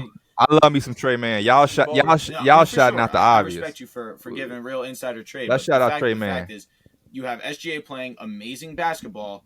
Can you count on him? Can you rely on him? That's This the ain't thing. new. To stay healthy. Shout is out, all wait, I'm wait, saying. shout out Trey Man, shout out Aaron Wiggins, shout out Aaron Wiggins, shout out Jeremiah Rupp, like shout out all the guys. But I just like No, with I mean, SGA, he is- keeps them in games, bro. Whenever he's been healthy, he just otherworldly. keeps them Yeah. so competitive. I don't That's know how his he does team. it, Yeah. but he does it, bro. But nah, decline. I was trolling. I Decline. think I'm out on OKC. I'm good. SGA deserves credit, but he's carrying them single-handedly. All you have to do is when you're looking at these teams, Yeah, he a look dog. at the Wizards last season. I can't wait for him to be a Knick. Oh my god. Add it to the list. List of 300 He'll be players. one eventually, I think, or the Raptors. Joel, what size jersey you wear? I'm gonna get us both SGA I wear jerseys an when it comes XL. to the niggas, bro. Thank you. I got you, bro. You think he gonna wear number 2 still? Or he gonna wear 22 like I at like two. Kentucky? I like the number 2. What about me, PeeWee? You is not a fucking Knick fan. Bro, But if SGA no, slide, no, hey, no, No, SGA goes. He's gonna be a Knick no, fan. he's not. I'm He not is allowing already it. a I Knick am fan not because of allowing Cam it. Reddish. No, Facts. I ain't heard him say one positive Reddish. thing about the Knicks. I just watched Cam Reddish. I just watched. Once doesn't. the He once the doesn't Cam Reddish opposite. minutes kick in, I watch. So That's Memphis, really it. the first game of the year, you was going crazy. Then. I Shout out to was Cam, going man. sick. Shout out to He Cam. was going crazy. Now if SGA go to the Knicks, though, I gotta- I'm I gotta banning see that. I'm pulling out my Knick card and I'm That's banning not going On to to mean this anything week. to MP. On to this week in the NBA, but I think before that, we'll start off with SGA Would You Rather because we were on the topic of him. So this is Would You Rather SGA edition. First name up, the player he was traded for, Paul George. Paul Paul George. George. Still PG. PG. I'm not even answering that question, bro. I'm a Paul George There's only fanatic. I one guy can't in do the that to him. MVP race right now. It's SGA. You don't start, please. Paul George done it already. He ain't Relax. thrilled about that. He's done that at a full season capacity. I was going to say being in a race. the race. That doesn't excite him no more. He's on to bigger and better Next things, name, man. Donovan Mitchell. Donovan Donovan for sure. Mitchell. For sure. Still I'm Donovan. going with Donovan Mitchell. Bradley Beal. Shea Gilgeous Like Alexander. SGA. I'll take SGA. SGA. Give me that Yeah. man. I'm clearly going with SGA, and Bradley Beal. I saw your He tweet had about two Beal 30 too. point per game It's season. such a Everybody stray. thought he was this high level all-star, superstar level player. He fooled a lot of people, but not me. Bro, Bradley But Beal he's is a not good what- He's basketball not what player. his 30 point per game he's would not a dictate he scrub. was.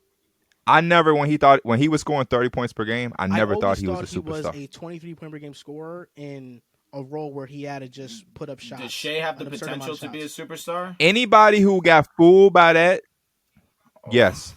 Anybody who got fooled by a 30-point per game and Bradley Beal and thought this is the guy like you building your franchise around, they deserve to be looking foolish. Drew, that broke Doc Hart to hand him over. He didn't want to give him up, but he had to give him up for Leonard. Sure. Yeah. That broke his heart to give him. He did not want to give up SGA. Yeah, why you react like that when superstar? I said that? Why you react how many like that? superstars are there? That's why I ask. Yeah, superstar. It's only like 7 to 10 at a time in the league normally, but the league is expanding with the talent. But I never seen more than 7, 8 superstars at once. Like superstars. Which is why I ask. He got the potential. He got the potential. SGA is a franchise guard. Yes, he is. I'm with you. No, I'm with you there. Yeah, he got there the could potential. Be franchise players, and you not ever reach superstar potential, which is why I asked the question. I'm gonna go SGA also, but I feel like a little bit of slights being handed towards Bradley Beal. He is a complete ball player, but I understand. He is a fine ball player, no doubt. Out of all the great shooting guards in Boy, the the you got to run me my money for that. Out of all the great shooting guards in the NBA right Yeah, now, I do. I'll take Bradley Beal last. Out of all the great ones in the NBA. Ooh. Hey, Yeah, I'm taking Jaylen Brown over him. listen to that statement. Ladies, Well, we on it's a stage. I'm talking to some imaginary women. Listen, all y'all are 10. All y'all are 10s. You the last 10. What the fuck? The great guards. I'm taking him last. You're still saying he's great. You the best looking of the bad chicks. Are you taking Levine or are you taking Beal? That's what you are. What the fuck? I'm taking Levine. out of all the baddies, you the ugliest one, but you still you the pass. worst. You the worst looking of the bad. You the worst looking of the bad chicks. That's the craziest backhanded compliment I've ever heard. I'm taking him last, not all the great Darius shooting Garland. You're guards. the worst looking of all the bad chicks. Ooh, Garland. fuck. I'm taking Darius Garland. I'm gonna Over go, SGA? I'm gonna go. Yes. I think Darius Garland gives me Hornet Chris Paul vibes. I got to think. This is hard for me. I think I lean. I don't know why this is difficult. Give me DG. No, this is difficult for me because I'm gonna go Garland, Give me but it's DG very though. close. I'm going with Garland. It is very close. Zach LaVine. Mm-hmm. Fuck. SGA. I'm gonna stay. This I'm gonna right here, stay man. true to my This- guy. I'm this- going Zach LaVine. This gonna hurt me, but SGA. This hurt me, but due to the conversation I just had with Drew, the superstardom of Zach as dim. Respect I don't. him. got He's it. still I- coming yeah, back. so I He's gotta go still coming SGA. back. No, he's a dog. He is He's coming a back. dog, He but is he coming don't back. got that. Julius that Randle superstar- All-NBA Like he don't got that season. vibe to him. He's super. Yo, He's that's one so of the most. disgusting that you He's brought one of the that most up. skilled Like, in the that's league. He genuinely can do disgusting. everything. He is, but when you watch Zach LaVine play, he don't got that dog in him. He still is like. And I blamed him partly, He and still don't get I aggressive. like He I don't got want that this to come off mentality. as a negative towards DeMar. I blame. No, 'cause you're gonna say the same thing I I feel. blame DeMar for this. No, I blame It's DeMar too. solely Yes. I blame DeMar too. All I do Zach too. LaVine fans blame DeMar for sure. No, it's Like, literally low-key, I have DeMar's fault. goosebumps Why thinking Zach's about point. it. Look at Yeah. Superstar don't give a damn that Like DeMar's on a team. real dog ain't gonna sit there and say he coming to my time. I'm gonna take a backseat. Hell no. I'm Yeah. gonna get mine. You gonna get yours. We gonna get these. That's together. concerning for me, man. And Zach I'm a don't. Zach. He be like, I'm a he'll, Zach he'll guy. let DeMar have 40, and he just keep giving him the ball. Like, yo, Zach, you open too, bro. Ask for the ball. He And don't the like that's Bulls a won't guy be their who- best who can version do- if who's Zach ain't the giving you best a player. 50, 40, Didn't 85. Didn't Curry do that with? Didn't Curry do that with? What? OG? Didn't Curry? What? Didn't What? Curry What? do What? that with Kevin Durant? No, he did not. No. Kevin Durant is better than Steph Steph did Curry. take a Why backseat wouldn't he to have done KD. it? Steph Curry allowed. No, but it's a different type of back. See, Steph Curry still said, "Yo, I'm him. I want the ball too." That's a Zach fair is the point. type of That's a dude- fair point. Zach is the type of dude where he got 12 shots on the board. DeMar has 35. I don't like that disparity. I don't, especially when Zach is open. Zach has a mismatch. He's just DeMar not has no aggressive enough fear. to get the ball. DeMar- Steph is still going to be aggressive, But but at the end of the game, We got to cut some slack. Drew is right. He's coming back from a significant knee injury. he did this last year before the knee injury. But he was dealing with he had the knee And injury, both- just didn't get it and when addressed he- during that season. No, I'm saying before the injury last year, he still was acting. I like don't. a I real don't big agree with. dude. I don't agree with that He's just an overly. efficient ball player. Let's tell it. He was pampering the knee. And That was their yes, first year and together, him right? and Last DeMar, year. when he was 100%. So he was pampering the knee, and when he him and needed DeMar- to address when it. he was 100%, they were Batman and Robin. They were amazing. But Riv, when KD was on the Warriors, They was cool. I think KD was the one in the clutch that was taking the shots in the playoffs, at least. But that's similar. Yeah. DeMar as he is should have super been though. clutch He was the comes best in player. quarter, I'm gonna give you the rock. No. Zach does this. I'm Zach having does a this little for bit the of a regular difficult season. time Run with through for PeeWee us, with the conviction. He wasn't a better player than Steph. Steph was on his way to doing something before he got on the crew, and Steph took a back seat because he knew, quote, "You can't beat him without us. We can't beat him without you." Now, Steph could have threw a monkey wrench in this whole thing and said, "Yo, I'll tell you what, this is still my crew, and you're going to get in line." But instead, he did what was for the betterment of the crew. For And sure, ended up OG. getting him. He didn't have He to did say it. He that. did what he For did sure. for the betterment of the crew. Now, when I But he's also the lesser player at that time. At that time. They was like right here. It was real close. Hey, Riv. KD was better. KD was better. Riv. If somebody say, OG say, man, I really liked what I did with the show today. I got $1 million, and I say, bet, give me 800,000, give Riv 200,000. Though we still got money, you still like this. You're gonna be like, damn, hold up. Why we can't? So I got more. So whether you want to say KD is like this, The 800 to 200 is more DeMar Zach. Steph and KD it's a lot closer than that. I think it's a lot Steph was closer than better. 8-2. okay, Yeah, it's a lot closer. 60-40, but still. That's OG, valid. OG, I was thinking like Steph 60-40 better in better. 2017? Honestly, no. No, when they was on the same team, no. When they He were took- on the he- same he team, took no. a- I But think the fact that when he they took were a on the same back team, seat to him, yes. He was not. No, he wasn't. But No, he KD was never going to beat I'm Steph. with you. He I'm was with you never there. going to beat But Steph. I in the just playoffs. mean in the sense of Never. who was better. He was never I'm going looking to at beat 20. Steph. Well, you also No, got to when they were remember on the too, when they were on the same and team, you also got to Kevin Durant remember was too, Drew, that when he saw LeBron James in 2017, that was to prove that the dude you saw in 2012, this ain't the same dude standing in front of you. This is a different guy. That's a good point. And that was also Steph Curry saying that, now I saw you last year and you gave us the business. Look what I got with me now. So this is going to be a different story as opposed to what he had last season. So no. Look at what LeBron be causing. Not a last name in this. Talk to him. No, we ain't we ain't getting yeah. Now the last name in this, would you rather? I don't give a damn. I love Jaylen LeBron, Brown. man. Jaylen Brown.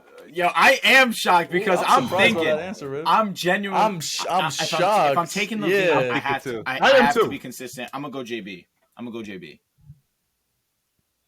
have to take JB. But that's the thing, man. That handle with JB is still ain't sharp. He still takes wild. No, That handle still is not as sharp as I'd like for it to be. He's Give me very Shai careless. Celtics Gilgeous best Alexander. point guard And- play. SGA would be a perfect fit there.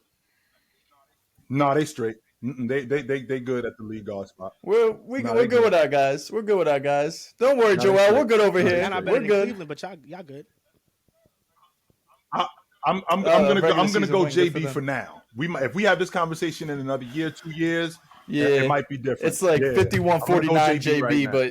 but OG, that's a great SGA statement. is right there. Now, my this week in the NBA, I want to give Portland some love because I think Chauncey Billups has done a great job with that team. He's getting a lot of these role players that really weren't looked at as highly coveted players to really buy in. Drew Eubanks, Justice Winslow. Keon Johnson was traded from the Clippers to Portland, and he's just been a great glue guy for them. And they're winning without Dame, and they're very competitive without Dame. And Dame was averaging 31. I think Anthony Simons is taking a bigger step in his game. Jeremy Grant is proving to be a great offseason addition.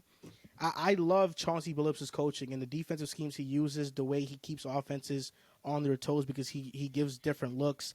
I think Portland right now, they're a really good squad, and I think just the combination of these players, you can make an argument as the best team that Dame has played with. I know that they made the Western Conference Finals one season, but their wing players that year were Al-Farouq Aminu and Mo Harkless. Just as a complete team, I feel like this team, there's more hope for them going forward in the development of their young players. I think is a good sign for them in the future. I'm with that. I I'm agree. With that. Sure. Plus, go ahead. My this Go ahead, week. Joel. I'm sorry. Yeah, go ahead, OG. I was going to say my this week in the NBA, it's the tampering. Philly lost 2 second-round picks for the investigation in tampering. The Knicks as well are being probed. But Drew, that's my same thought. I feel like the NBA has to make a decision. Either they don't care at all, and you could go and tamper, and free agency is just going to be, fuck all. Like, you go and figure it out. Or they really have to crack down on it. Because I don't know, it's been year after year after year. Before free agency starts, there's always these really hot rumors, and Woj and all these guys tweeting out saying that this deal is basically done, it's over. And the NBA, they're only, up to this point, you could find them lose second-round picks, but unless they make a real stand, whether that's a first-round pick, a big fine, suspension, the player getting suspended, whatever it might be, teams are going to continue doing this. Free agencies continue going to be sloppy. Philly losing 2 second-round picks. They're trying to win a championship. 2 second-round picks to them. If their pick's 55, they'd rather have PJ Tucker or whoever it was, right? So the NBA has had this issue year after year after year. They don't seem to want to fix it. So I want them to either embrace fully go ahead and be able to tamper, or we're cracking down 100%. This week in the NBA, Luka Doncic joins your boy OG, Wilt Chamberlain, as the only players to average over 30 points, score 30 points in 8 consecutive games to start the season. 7. No, it's 8. Yeah, no, Luka has been at another level. He's leading the league in scoring right now. And what's crazy is I still don't think he's the MVP of the league right now. He's not. I don't need it. He's not. Is Giannis. Yeah, fact. No doubt. My this week in NBA is college basketball is around the corner. Watch college basketball, man. I appreciate that because that's I all need I to was start. PeeWee? Say it again. Who's your squad? Say it again. Who's your team for college? Memphis Tigers. Just because I'm a Penny Hardaway guy. No real ties to them. I loved them when Derrick Rose went with John Calipari, but I'm a you see Lil Penny back there. I love Penny, so wherever Penny go, I'm gonna be repping. Seton Hall, they've had some runs, but I ain't really no fan of Seton Hall right now. Yeah. Wow, who they got that no, make it's you not, just? They had me. I remember when and they had it's a coach. We had Shaheen Miles Holloway. Yeah, Miles Powell, and then what's my boy name that went to the Nets? Guard 15, Isaiah That Whitehead. shit's tragic. I wanted makes me sad. I wanted Trayvon Duval to go there. I wanted Trayvon Duval to go to Seton Hall. I think that would have been a better fit for him than Duke, personally. Same with Isaiah Briscoe. Isaiah Briscoe went to Kentucky. I wasn't really a big fan of that. I wish came to Seton Hall off rip. that too. JQ would have been. But JQ doing this thing in Alabama. He's turned it around. That's probably. He's balling for sure. I like Memphis because Penny Hardaway, but I rep Alabama too on my Riv shit because I love Nate Oates and the offense. Nah, Riv, you joined, and I could have swore it was just a picture of you. The way you were just like, McDonald's kicked you out. You can't use their Wi-Fi. Crazy. Yo, P, that's crazy. Bro, be hating on my McDonald's vibe, man. They need to sponsor me for real. I mean, bugging. You got to give us this week in the NBA. This week in the NBA. My goodness. You just knew it. Yo, Riv, let me ask you: is this your first time? We know it's a segment. Every week, it just doesn't have one. I'm just asking. Nah, I forgot today, bro. I had a late night last night. This is why you gotta keep. I told you. I texted y'all. Oh yeah. What's your thoughts on Seton Hall? What's your thoughts on Seton Hall, Riv? This year? In general. No, Riv. Last year. Where you at, Riv? You with us or not, yo? What's going on with you, Riv? Where you at right now? The Wi-Fi shit just got me mad. It just messed up my whole See, this what he just did, Drew. You just went in this. You got in his ear at the stripe. He's supposed to be making free throws. Where he at? He thinking about you. You know who I'm gonna miss on Seton Hall? My boy Jared Roden. Was that his name? I'm here and there. Yes. I loved his game with Seton Hall. I could not agree more. Very love-hate relationship with Jared Roden. He started off on fire last year. So one-dimensional. He started fake ass DeMar DeRozan. He started off on fire against non-competitive teams. What are you talking about? Didn't we beat Michigan? Didn't we beat? He was okay against Michigan, though. We beat Michigan later in the season. Michigan game was that crazy. Michigan win was very good. Seahawks gonna play play real hard this year. That's another one that we had. Yeah, that was a good ass game. I had to go to Seton Hall University for I forget what was going on. Immaculate facility. The locker room was A1. But yeah, I sure love to Seton Hall because in the NBA. James Harden is injured. He's expected to miss a month with a right foot tendon strain. Are we at the point in Harden's career where we should just expect an injury because he has so much mileage on his body from carrying Houston? And yeah, I want you to go first on this because you're the Harden guy. Don't talk like you weren't a Harden guy either, though. You heard what you said. We're taking the victory laps 5 games in. Y'all were going crazy. Who are y'all? Crazy. I wasn't taking no. What do you mean? I didn't take no victory lap. I just gave my boy his props. That's what we're and my boy Nah, being you're Joel, not not James Harden. Not Harden. Bro, I told y'all when James Harden went to the Philadelphia 76ers, it changed my opinion and view on him. Because he requested a trade and left Kyrie and KD behind. Yes or no? For leaving. Blame him for what? Yeah, because he ain't doing shit where he at. So yeah, he's been amazing. When I think about James Harden, I got strong vocabulary, man. I'm very passionate. I like to really prop these guys up. James Harden's career has been so unfortunate because at the peak of his powers, at his very best, he had to run into the greatest team assembled in NBA history. It's unfortunate. Every time we talk about Harden, it's the same thing Did he really just say unfortunate? Did I really just say unfortunate? That's exactly what you're. Did he say unfortunate? I want to make sure I heard him say that. You know what makes it all worse is that you did, OG. You run into the best team assembled in history. You take them to 7. Chris Paul gets hurt. Unfortunate. You lose Trevor Ariza, a huge part of your team. Daryl Morey didn't keep an unfortunate. You go to Brooklyn. You would have won a championship your first year there. You get hurt. Kyrie gets hurt. Unfortunate. Wait, don't let him keep going. Please let him keep going. Please let him keep going. Now this past season he's recovering from a hamstring injury. This season he looks like the guy. Harden is back. He's going crazy. Rafe, he's not lying. He's not lying. Guess what? Everybody, Joel Embiid looks like a shell of himself early in the season. He doesn't look like the guy. His defense has been horrid.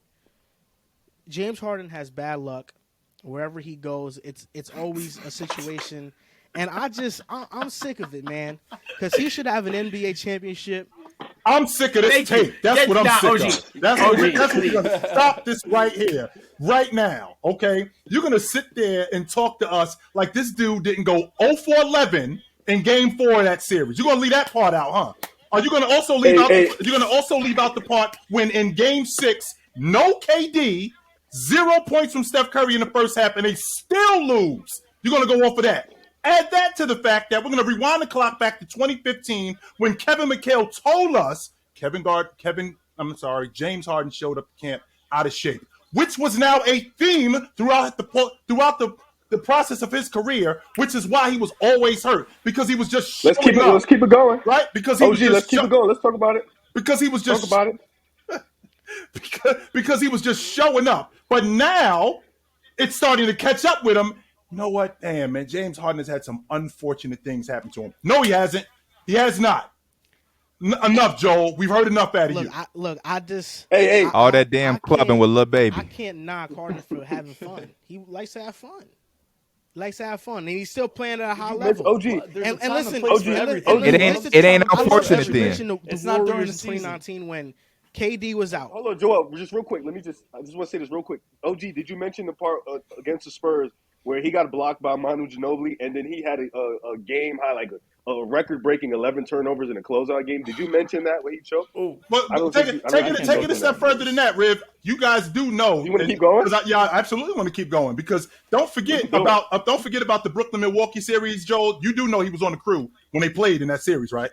Don't leave that part out. Himself? Yeah, he was on the crew. Hey, let's take it back a little further. The finals against the Heat Thunder. That motherfucker was on a milk carton. Here's the thing, too, PeeWee, and he was young. The thing about it, PeeWee, is that he was young, right? And that was the theme. Everybody thought it was an aberration. No, it wasn't. This is who he really is. It was a foreshadowing. In 2019, Joel, stop trying to defend this. Joel, stop trying to defend this. Okay, in 2019, give it a rest. Only thing you can say, Joel, you know what? I'll help you, Joel, because I'm on the same side with you. Go ahead, bro. Go ahead. I apologize. The thing about it is that You know, everybody talks about him losing in Game 6 to the Warriors in 2019 without Kevin Durant. But nobody talked. Harden was good in that game. Steph was just better. And look, Steph is the better player than James Harden. But even if you take Kevin Durant, if you take Kevin Durant off that Warriors roster, finish with 30. The big three of Steph, Draymond, and Clay is enough to win you a game. And they won them a game against Houston. Taking KD out just evens the playing field. It doesn't make the Rockets better. I saw James Harden take that team down by itself, though. Just not when it mattered. I still remember when James Harden in Golden State hit that game-winning three over all of them. Yeah, if he had shit like that in the playoffs, we talking about different. PeeWee, that was their championship, bro. That was their championship right there. That's crazy. That is crazy. That was the one. That's state championship. See, Joel, a regular all season you had to do was come game here winner. and just talk about how great James Harden's been this season. That's all you had to do. Because I'm with you. No, he can't because he's hurt. He's hurt, so now it don't matter a little bit. It's just Philly, and Philly is another place where it's like they're not Brooklyn because Brooklyn is just they're a mess of their own. Trying to skip steps. But Philly is just a place where they're a mess in their own right. Doc Rivers can't coach an absurd amount of talent at one time. He's much better when he's coaching guys that he's not expecting to be great. Okay. The only team he coached that was great was the Celtics. This isn't really good right here, OG. What has Doc Rivers done? Shout out. What has Doc Rivers done?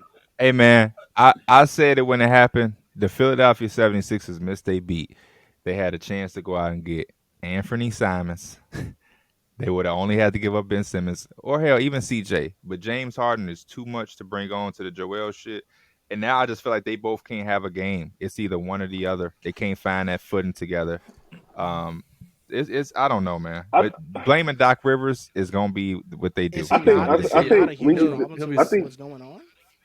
But I think we need to speak on. Let's hold on. Let's leads in NBA history in the playoffs. No, Joel.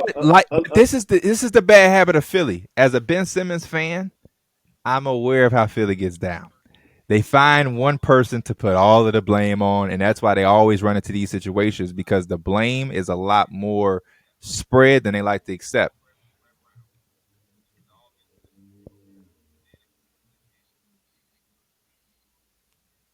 We can still hear you. I think his connection might have just froze out. Oh, he's gone. Yeah.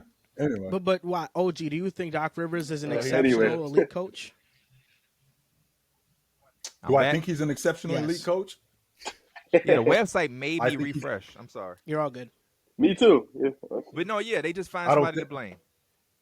I think Doc is a great coach. I don't think he's an exceptional coach. I think he's a great coach. I think he's underperformed in a lot of situations. However, what you're doing is you're turning this into something else. That's what you're trying to do. Everybody over there is exactly underperforming. My issue is that we're not talking about Harden and his play because when Harden has played, he has been very good. It has not translated to wins because the Sixers team. We're not talking about Joel Embiid. Is anybody going to hold him accountable, man? 100%, Pete. He has been extremely. That motherfucker. We need to talk about. Everybody be scared to talk about Joel Embiid like he fucking. I don't know. You would think he had some. He ran the NBA.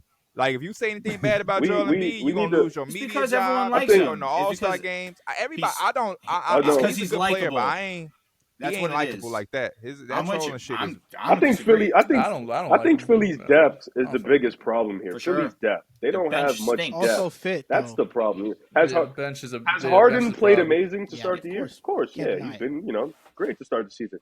But now, like you said, Harden and Embiid haven't been on the same beat since the season started.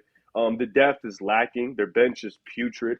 And now Harden's going to be out for a month. I mean, we just seen last night or 2 nights ago, Tyrese Maxey, he upped his production, but they couldn't get a W.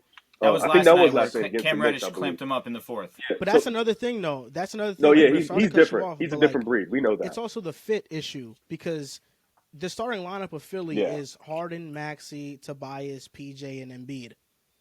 And it's Tobias just weird. Doesn't fit in with that group. Shit. Bringing in Harden now removes Maxey as being the lead guard when he's a lead guard on a team. Which is fine. There's just fit issues with them. And then the bench Tobias isn't been good. an odd man out. Yo, what's crazy? I was just about to say this. Is Tobias Harris the like getting the bad. perfect definition of a guy that does a group project, doesn't really do much, kind of just. Tobias Harris stinks. If OG's doing that to me because OG Tobias hilarious Harris for that. is mid, he's not like that's just a matter of fact. Tobias Harris really just there for the ride. I think Took the Tobias headphones Harris is a off. good basketball player. I just think they overpaid him and it make him look worse than what he is. And I don't think This he is ain't so fit funny. 76ers for a long time. But that's what and I'm I saying. do think Tobias Harris will be. He But probably the be a problem good is they player can't move off. They can't move Sacramento. off him. His contract's too big. His contract's too big, and The nobody issue wants a ultimately guy like becomes that. is in he that should have contract. never been in a position to have the money over a Jimmy Butler, and that's the obvious thing. But regardless of that, even still, he's just never they fucked been up. what the money has said, and even a little bit less than that. He's been extremely underwhelming on both sides of the ball. That's the matter of fact. Joel, do you remember the conversation we had? And I remember bringing up this point, and then you were on your phone. You're like, "Oh, I didn't hear a word you said." But before the season started, I said, "At what point does James Harden have to be load managed? At what point do we have to see year after year after year James Harden, who, by all accounts, doesn't take the best care of his body in the offseason, who comes in and has these hamstring injuries and injuries that linger? At what point, if James Harden wants to win a championship, does he have to take some nights Bro, off better in get the the regular Kawhi season?" plan. The Kawhi plan, Kawhi doesn't even want to do the Kawhi plan. I don't think Harden he's needs to to do that. 5-6 games it is right now. Harden is not in a position where he can miss games and his team will continue to win. That's what Embiid for, though. You don't need a. Do you have to be a top 2 seed? Can you just get to the playoffs and let him be healthy and see what happens? OG, They can't beat no did you top walk team right out now. because Drew talked about Tobias in a glowing light, or No, Glowing. I just no. I had to go to the bathroom. I thought you left because Yeah. No, I just had to go to the bathroom. Real quick. does anyone, I apologize. Yeah. No, Bro ran off like he's. I just had to go to the bathroom. I'm sorry. I thought I was like, hold on. For a second. does I anybody apologize. believe in Philly this year, or are they kind of like a done team? Philly can't beat no top team. They No. can't beat the Bucks. Mm-mm. They can't beat Boston, and I go as far as say they can't beat Cleveland. Not a great year for my offseason predictions. I'll be better next year. You out already? Huh? Already on your off-season Well, predictions yeah. for Philly? I kind of. Rough year for Yeah, the that's 3 agendas. L's. Very rough year for the agendas. So it's obvious to me that I got to start taking whatever Joel says with a grain of salt. Yes. Because this dude, Yes. okay, I'm with y'all No, now. yeah, for sure. He has his agendas, and I okay. respect it. He sticks with them, and he Okay. really rides for Right. them. And we try to tell Right. him on the show. I feel like a lot of time me and him clash heads as well, because we were going back and Right. forth all offseason between the Nets and Celtics. When he said the Timberwolves were the 1 seed, we all went crazy. We were like, "What the fuck are you talking Right. about?" No, and then has he his was on agendas, us. He He rides was for them. on us for not having them higher. Yeah, We he had said them he 4, said we you had guys them don't see the 3. vision. Which is like we're respecting them. Yeah, but we all had them as a top seed in the West. He had He James gives me Harden a as the headache. league MVP this year. hey, didn't. that wasn't No, I crazy did not. when he was No, I playing. did It not. wasn't crazy. Joel, are you going to sit need to there be and say that stopped you also. didn't say that? Is No, that I what had you Joel sitting there Embiid. saying? It was Joel Embiid. You sure it wasn't James Harden? It was. It was Embiid 100%. It was Joel Yeah. Embiid. Okay. It was Embiid. Yeah. Should have picked Tatum. Gives me a headache. I think moving on from Philly, because this Yeah. topic is quite depressing. The Cavaliers are a fun team, and Yeah. they got a huge win over the Celtics. They are one of the best teams in the Eastern Conference right now. 7th in offensive rating, 2nd in defensive rating, 1st in net rating. Is this team a team that can make it out of the Eastern Conference Finals? Can Riv- they compete with the Celtics, with the Bucks? Can they maybe beat them in a playoff series? What is this team ceiling this year? Riv, I know you want to go. I understand this, but I need to go first because I don't want you to come here and say absolutely 100%. I need that relaxed. I need you to chill. Just don't say nothing wrong about my boys. You guys have been Your playing boys, great. here we go. No This doubt. is the 5th one in the episode? I Okay. think we're actually on 7. Huh? I think we're on 7. We're on 7. Every topic has been a Riv topic, Correct. honestly. That's why I say I'm keeping track, a mental note. I want to go Okay. first because I just need to shut it down with the fact of they are not beating the Milwaukee Bucks. It's that simple to me. Yes, you can look at other teams. We can start and stop That's the it. conversation right there. We can That is end it. right That's there. what I have in my notes. I said they're not beating Milwaukee. We can shut this down. They are 8-0 Here's without my Chris counter. Middleton. That is it. Sure. Can I counter? Let's hear it. Can I counter? They don't necessarily need to beat the Bucks to get to the finals. Who's beating the You Bucks in hoping the somebody East? else will? Boston is the only team in the East that can beat the Bucks in a playoff Nah, they series. barely did it. But I They think- No did it Middleton, last year. and they were a game We did away. Don't give a fuck. We did it. I understand the no Middleton part. I understand the no Middleton part. No, I you don't, understand that. Rev. No, you don't. But I think I do because I think once they get Middleton back, they'll be a dangerous team. But I do think if They there already is dangerous one now, team Rev. They're that can dangerous pick, now. yeah, And it's yeah, the first but subject, there's man. one I'm gonna be team that can biased beat on. them. They could beat them. Cause Cuzzo got to get his ring, so I'm biased. Yes, Bucks all the yo, way, shout man. out to him, man. Javon is a. He gotta is get his a- ring. You too close. The Suns, they was on the Nets. We gotta get it now with Milwaukee. We gotta get it with Milwaukee, man. We gotta get it. But yeah, I think this is the year for the Cavs to go on a run, like to get into the playoffs and advance. You know, hopefully make it to a second round and get accustomed to being one of those teams. And I think that's fine. I don't think they have to jump from nothing to something. Like, just make the playoffs, be a factor, be a legitimate threat, and not lay down as soon as you meet one of those contenders like the Boston Celtics or Milwaukee. If they can put up some type of fight, I think that's a great season for them. And then next year, the following year, Mobley's in his third year. The backcourt has had a year together. Hopefully, you figure out something steady at that three. You know, because Okoro Okoro is not it. Okoro's not it, Rev. He's not it. Okoro's not it. Yeah. And I think that's a fine, successful season for them. I don't think they have to go to the Eastern Conference Finals and do this fake they're contenders because they could. hot 7-1 start.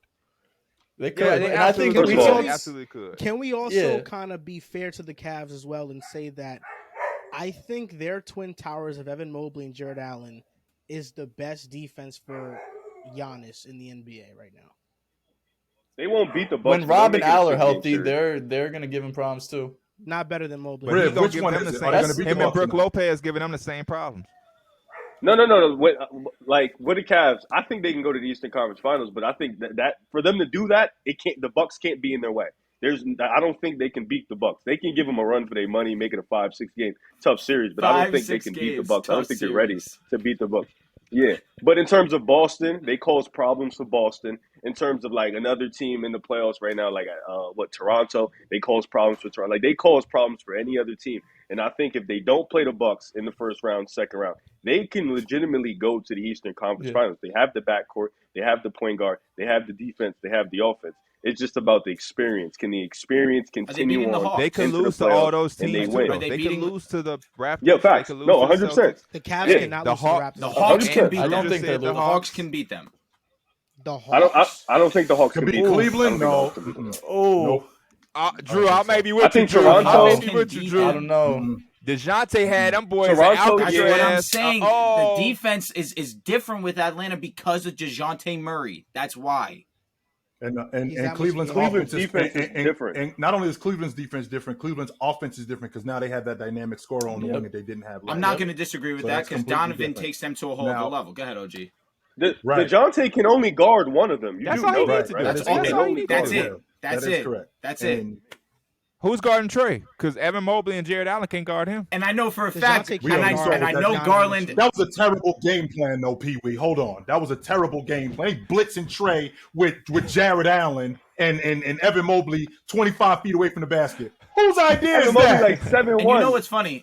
What the hell? Whose idea It's is that? super funny because a lot of people like to forget that Darius Garland played like absolute shit in that game. And He wasn't good. He wasn't. It was no, game but I one. only say that because, Garland's held to such a pedestal. Look what he just did to Yeah, Boston, he tweaks. bro. He was dropped 30. We're 20. talking about when 29 it and 12. matters. He We're went talking about when 29 it and 12 matters, and now against we're talking about DeJounte being added to the situation. DeJounte, when it matters, is ass. Oh, no, I'm not saying that. We I'm have saying not Trae seen Young is in. DeJounte We when have- it we matters. have not. We have not We seen haven't. Been in DeJounte playing when it situations. He's talking about in the that playing. shit. He's talking will about the not playing. be like Playing with the playoffs. Spurs, bro. Come on. Thank you. Come on. We need to stop with the with play the because first of all, the Spurs. Cavs won't even be in the play-in. So Facts. No, all they that won't. playing shit is They're dead. top- The Cavs they're won't even top be in the five- play-in. they're top So five that from don't the even West. matter. Yeah, I But think they're to- but clearly to the answer your third best That question- team. playing don't even matter. To answer your question, Joel, I kind of piggybacked off of what I was going to say about this week in the NBA. I got a man crush on Evan Mobley. I love that kid. I think he's awesome. He had 8 blocks last night. Yeah. Right? Yeah, he's one of the. I think he's one of the better rim protectors in the game. He would have made the All-League defensive team last year had he not gotten hurt as a rookie. He'd have been the first rookie to do that since Tim Duncan. And this core, Donovan Mitchell is the oldest. He's 26. Right? Everybody else on that core, 22 years old. That's why I think that they're maybe a year, 2 tops away from really challenging for the Eastern Conference Championship. I don't think that they're that far away, but I do think that they're going to give these teams a legitimate run. But I don't think that they're there yet. Perfect answer. And we've talked about it all episodes, saying how these teams have quick fixes, and you see the Cavs go from no playoffs to play in. Now we're talking about them as a legit threat in the East. They didn't, sure, they went and traded for Mitchell, but it's not like they had to give up any of their core. They kept Jared Allen, they kept Mobley, they kept Garland, and they still have the big three. I'm glad you mentioned that, JD. I'm glad you mentioned that, JD, because with that being said, and you guys know how I feel about LeBron. Stay away, yo. We got something going on over here. Yep. We don't need Yeah, you. they don't even have to We play love around you. with that. We have a young core. I'm a huge James guy. Yo, we good over here, my man. Bring me back we home. Straight. Bring We me straight. back home. Yeah, No, we straight. you're stuck No, with the Bring me Lakers, buddy. home. No. You're No, stuck. Drew. Bring me home. You're stuck, buddy. Please. We straight over here, yo. We straight. You We can't good. come to the land, bro. Man. Yo, Riv. They gonna end up drafting somebody. Oh, they can't because never mind. They gave up their pick, right? They got their pick. They It's gonna just be late. if they Nah, they find got a their wing stopper, a wing defender, They they're gonna going do it. to They be a draft problem. well, man. They draft really, really I well. thought that was Okoro, man. I did. I really Nah, I felt did like too. it was Okoro. Okoro's not it. I thought it was him. I They really draft did. I well, thought man. it was him. Please The Cavs gonna get stop. somebody Hey, Please, just stop told talking about y'all. it. Please, I told y'all. And I'm talking to Riz specifically. please stop talking about Okoro. Please. Just please. No, but You hold on, just- Drew, because I'm not gonna let you off the hook here. Okay. Oh shit. Okoro, I think we knew Okoro's offensive game was ass, but you said he wasn't a good defender. No, I said that he is. Which is not no, true. What That's I not said was true. he is an overrated defender. He is not as great as you like to claim. Which is wrong. That's not. Which is He's wrong. a great defender. His just offensive game. No, That's why it's he's horrible. not playing because of all It's his horrible. If he offensive can shoot game. 36% That's from it. 3, he's playing 32 minutes for this team tonight. Oh, 36. If At he least could shoot 30, 30%. I was going to say. I mean, let's be can we get to- You're talking let's- 36. Let's get levels here first, Pete. Relax. Let's get to levels, Relax. Pete. They're No, leaving it's- him it's- naked. it's I'm just hilarious. saying the Before. fact that he's It's- trying to say that this man defense is overrated is crazy. That- If oh. the man, No, it's hilarious. If he It's shoot- hilarious if because he the shoots- Laker guy is talking. He could fit right on your team, bro. He'll I fit don't right on the absolutely Lakers, bro. could. Oh, Absolutely geez. could. If he Stop. shoots- That's Stop. He'll fit right there. Pee-wee with you. to- Like, Wait a minute, Drew. He's better than. He I don't even know how to is. say Juan's He is. name. Juan Toscano. He's Anderson, absolutely yes. better than I'm him. not saying you're Yeah, wrong. He's absolutely better I just than don't him. want to hear it. And to add to Pee-wee's point, if he shot 36%, he'd be an all-league defender. but listen, last year Isaac Okoro shot 35% from 3. Oh. Yeah. I don't know what happened. He fell off a fucking cliff. He's He shooting garbage. 0% I don't know what this. happened. He shoots 0%. He went I from don't know what 29 happened. to I'm just- 35. How many attempts on 36? 35? How many attempts? 2.3. Probably like 2. Yeah. I don't know what happened, bro. I don't know, bro. 2 a game. Most games he's I don't missing know. both. I needed that one. I needed don't know, that one. bro. Because He Rick be just- riding you all gotta high start and somewhere. mighty. Fell off He be him. riding all You high and do mighty. gotta start somewhere. That's facts. You gotta Don't start went somewhere. down though. No doubt. But it's going to do it for episode 226 of the Pick Aside podcast. Want to give a huge shout out to OG and PeeWee for being on the you guys. show. You guys are our best guests, and I think it was only right that we had you guys on one show together. Y'all didn't even tell me. Y'all act like it was just gonna be me. Me neither. I just thought it was gonna be. I thought it was gonna be us. And it's a lot of people, to be honest with you, that ask me to come on their podcast. I've told you guys when these guys call, I show up. I can't say Same. that for everybody. I don't. Same. But when these dudes call, I come. Y'all gonna make me It's cry, not a lot man. of guys that. And Joel be Not hitting a me lot in the of guys times you where I be like, talk about. damn, man. I be like, fuck it. I can't tell my boys, nah, man. I can't tell them. Really? Nah. That's a I fact. be moving. It's a lot of people that be hitting me. Yo, can you come through? I'm like, but when these dudes call, yeah. I'll be moving around my whole got day. time. For, And I for tell you Pick what, Aside, I'll man. speak for all of us. Yeah, I got time for these We dudes. all appreciate you guys coming on to spread the knowledge, to spend some time with us. But really quick before we go, each individually, is there something you guys want to shout out before you guys go? No. Shout out to Pick Aside Podcast. That's Shout it. out And to I OG. appreciate Yeah, y'all first coming time. on when I'm Yeah, on an OG. episode. Finally, I appreciate y'all Facts. coming First on when time. I'm here. You know Yeah, what I you mean? I feel Hollywood. like I'll they've be been coming ducking on. They me be or like, something. you went on vacation and shit. And It's always Hollywood. something. Nah, Oh, Joe be no. ducking smoke. That's what it And is. like I said, I seen Pee-wee. I seen him on his podcast. I've seen him a couple of times doing this thing. I'm like, yo, this dude know what he's talking about. There ain't a lot of dudes that know what they talking about. Nah, I this dude know what he appreciate talking that. about. When we I think when you first was going on TikTok or whatever, that's all our comments was saying. Like, Yo. Pee-wee, you gotta watch this OG dude, man. Y'all talk the same. Y'all view the game the same. So I'm glad our first encounter could be on Pick a Word. Side, man. OG, I also want to talk about you were just on TV with RJ. They shouted you out. Yo, That was congrats, fire. OG. That was tough. What Congrats. happened? That was What tough. happened? They Fill have me a in. segment called TikToking with Richard Jefferson, and people like give their take on TikTok, and then they take people's take and they put it on the. Look, the OG's show. blushing. Look, he's all like, Yeah. stop it, guys, stop it, stop, don't do that. This is what I do. It's what I do. That's what's up, man. That's what's up. That, He hey, was all- that Shout out just to show you OG all for you gotta sure. do is just know the game and talk the. You don't have to do you. silly troll That's shit. it. That's it. Be you and know You the don't, game. Pee-wee, you don't. Because what you're going to do when you talk silly troll shit is you're going to get people after you. That's what you're going to get. You're going to get people. You're going to get people after you. People like me. And you gonna That's get what's gonna embarrassed happen. for sure. That's exactly what's going to happen. So, hey, man, this was like I said. I always got time for you dudes, no doubt. Thank you guys for listening and or watching, and we'll see you next time. Yeah.